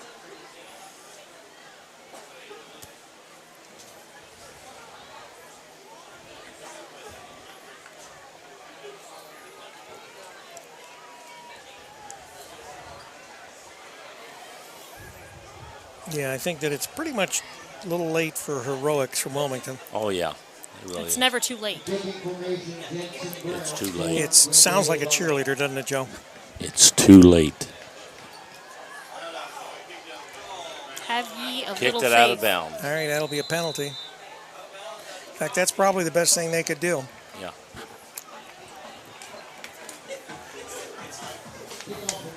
Turn out the lights. The party's over. All good things must end someday. You're not Dandy Don. Oh, it's Monday Night Football, Dandy Don. Great And I'm the quarterback extra one. for the Dallas Cowboys. Dallas Cowboys. Don Meredith. That was a little before your time, Sydney. He was. Y'all don't know my life. I watched Monday Night Football just to hear his jokes. He was funny. Unlike some people to my left tonight. And he's not talking about me, Sydney.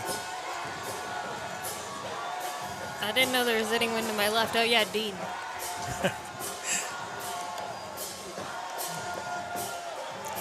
What we got here? His camera angle tonight's a little interesting. Well, he's probably can't get off the cheerleaders and the Basically. the band members. He's more interested in everything but the football game, so I haven't been switching to it a whole lot. Sorry, Dean.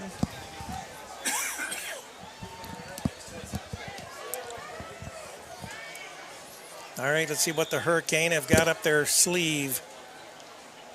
Out there, hiked the Cam, throws out here to the right side, caught by Wriggling, gets out to the outside, and here comes help over, and number one tackles number one. Got the ball. Gonna have to hurry up. 46-yard line, got a first down. The clock stopped while they moved the chains. Got to be in the 2-minute drill here. Clock starts again. They're up to the line. All righty, let's do this. Another pass out here to Wriggling. Get out of bounds, and he did. Oh, he got pushed after he was out of bounds. But He got pushed. Pushed. Yeah. Pushed. Joe says that frequently. Pushed. Yes. Push him That's back. German. Push him That's a back. little different than being pushed. Yes, it is. Pushed from behind. Right, Joe? That's right.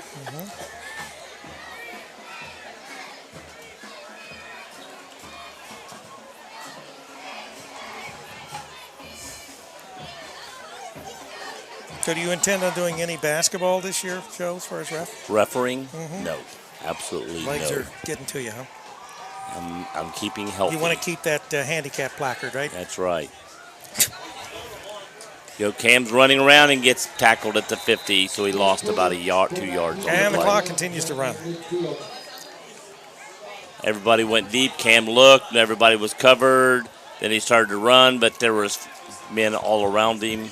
Quick setup by the Hurricane. Get her done. Third down, Yeehaw. 6. Cam looking, throws out here to the outside again. Get outside. He got the first down. Oh, he's first down, so it should be clock stop. Yep. 4:58. Oh, wait a minute, I'm marking it back? That referee had him marked at... That's strange. What the heck? This referee wants the game over. I guess so. Because when they were changing the yard marks, they weren't even down yet, and he's already winding the clock. He's wanting us over. I mean, I get it. You probably have a wife and kids, but Cam back, looking, throw. Oh, nobody there. He just killed the clock there. I don't know if he knew his man was that. Well, that's 4th down and 1, That's and we right. didn't. No. We should have. If he ran for it, we could have at least killed the clock, until you got back up for line of scrimmage. So the Aviators take over on downs. How much time's on the clock? I can't see the clock. 4:52 remaining on the game clock. Aviators are at their 46-yard line. I can't believe we ran a play like that with needing 1 yard, and clock stops in high school on the 1 yard.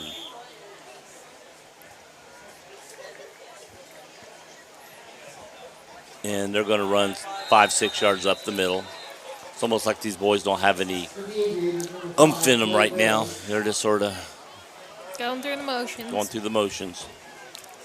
Well, I don't think they would want to let another touchdown be scored, so I'm hoping that they don't just give up. I thought Brex Brooks was going to be like a fullback for him when he got it, but he's not been any, like right there. Can you imagine giving that ball to Brex Brooks and saying, we need 1 yard, and having them try to stop him?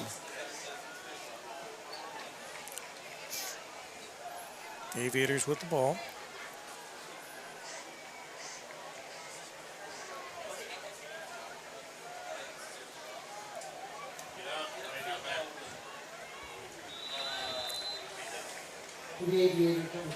They're close. Yep, they got down to, it's going to be 3rd and 1.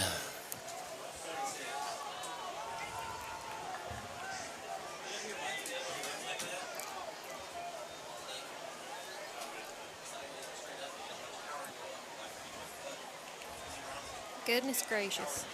Clock is running. Great balls of fire. Great balls of fire. 3.5 minutes remaining in the ball game.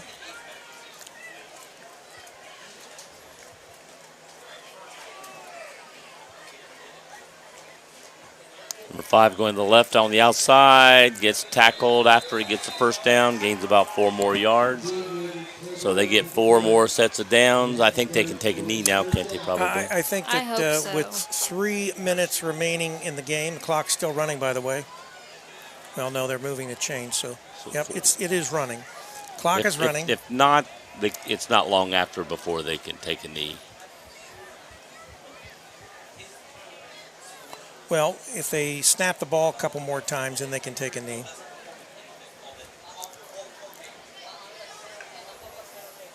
I'm not sure in high 2:57. school if it's 35 seconds, 40 seconds, what the quarterback keeper. There he goes up the middle. There he goes into the end zone. And another touchdown for the Aviators. Insult to injury there. Yeah. 56-29. Butler running away with it, literally. Flying away. Flying away, yeah, that's a good point. So what fans were still here are heading for the exits. Hey, Rick, I don't think the 2 points in the end zone a while ago made a difference in this game. No, it didn't. All right, Aviators trying to kick the extra point. Good. Kick is good. Point is now 57-29. 28-point lead. Can we call it? And the 21 points we gave up, we're behind 7 more well, than that. To make this statement, when we say can we call it, we now have a running clock. The lead is by more than 30. And so for that, the clock will not stop unless there's an injury. It's not on right now. Or an actual timeout, starting with this next snap. Oh. I'm up past my bedtime. Actually, this kickoff. For anyone that knows me. But these 2:41 will evaporate very quickly now with a running clock. That's what they all say.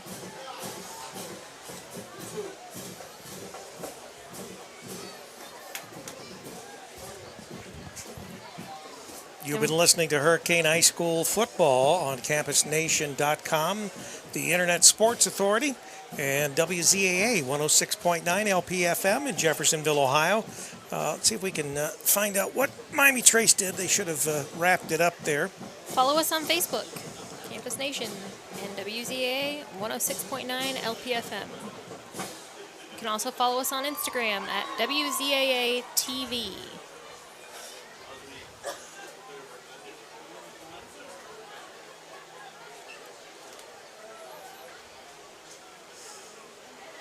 All right, game's on. So we've got two. Game. We have two. We have two. Two scores for Logan Elm and Miami Trace. And the kick, and it's an onside. Well, not onside, it's a smooch kick. Smooch? Smooch. Smooch kick. Picked up by the guy I just mentioned a minute ago, and boy, they having trouble taking him down. He got up to the 40.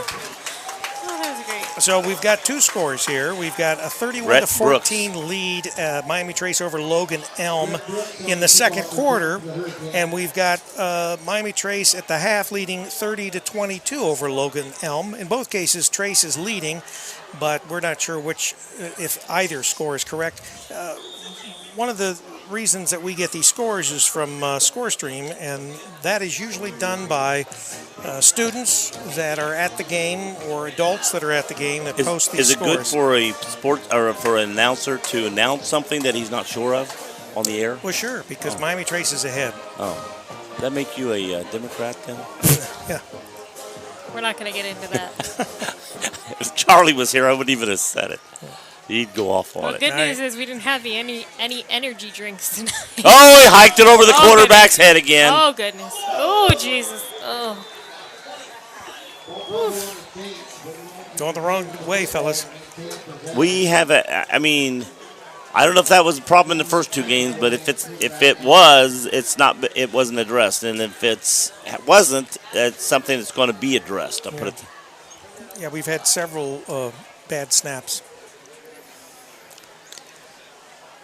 57-29 with 2 minutes remaining in this game. And Cameron McAvoy is in as quarterback, by the way. And that could be just the fact that you've got another quarterback in here that. Well, you're still hiking up above his head, and come, don't get killed.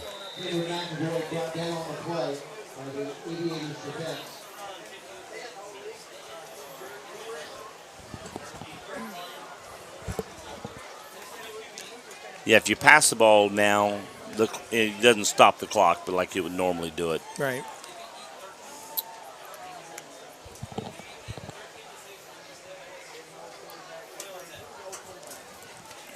We're down to 1:18.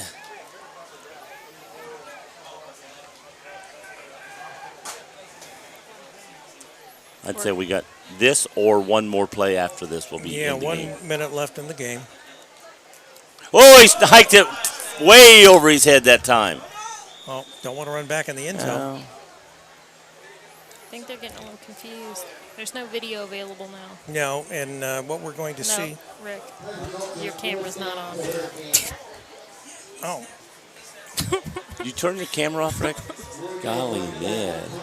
You gave up on him already. Oh my God. Rick said, this Sorry game's about over. that. I'm turning my clock Camera's off. back on. I'm turning my camera Well, off. at least the lights didn't go out at 10 o'clock, right? Oh, it's not 10 o'clock yet. It's not 10 o'clock yet. All right. Is Cam coming into quarterback? He's running back on the field. We're going to get a punt. Oh, he's coming back to protect the punter. There's two guys running on the field, yep.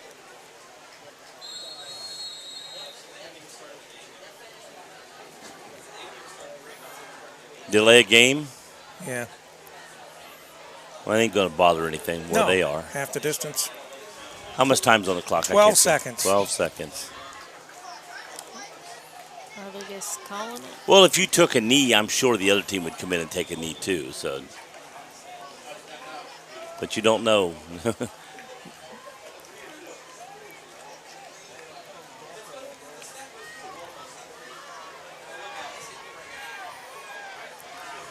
Another Wilmington bounce. This is a nice punt. He's had some good punts. He was 8 yards back in the end zone, and the ball goes 8 yards over the 50. And that's your ball game, folks. The Aviators of Vandalia Butler 57, the Hurricane of Wilmington 29. Oh, they got 1 second remaining on the clock. Are they going to play that? The referee is winding it down. All right, so the clock winds down. The teams are congratulating each other on the field. Well, thank you for joining us. Yeah, You're welcome. We'll have the video up as soon as we possibly can. But anyway, from Alumni Field, this has been Campus Nation and WZAA. For Mean Dean down on the field and camera number 2, for Sydney Alexis doing our switching and ads and PSAs and that, and for Joe Davis doing our play-by-play, yours truly, Rick Phillips. Good night, everybody. Go Hurricane. We had 2 quarters of good football, second and third.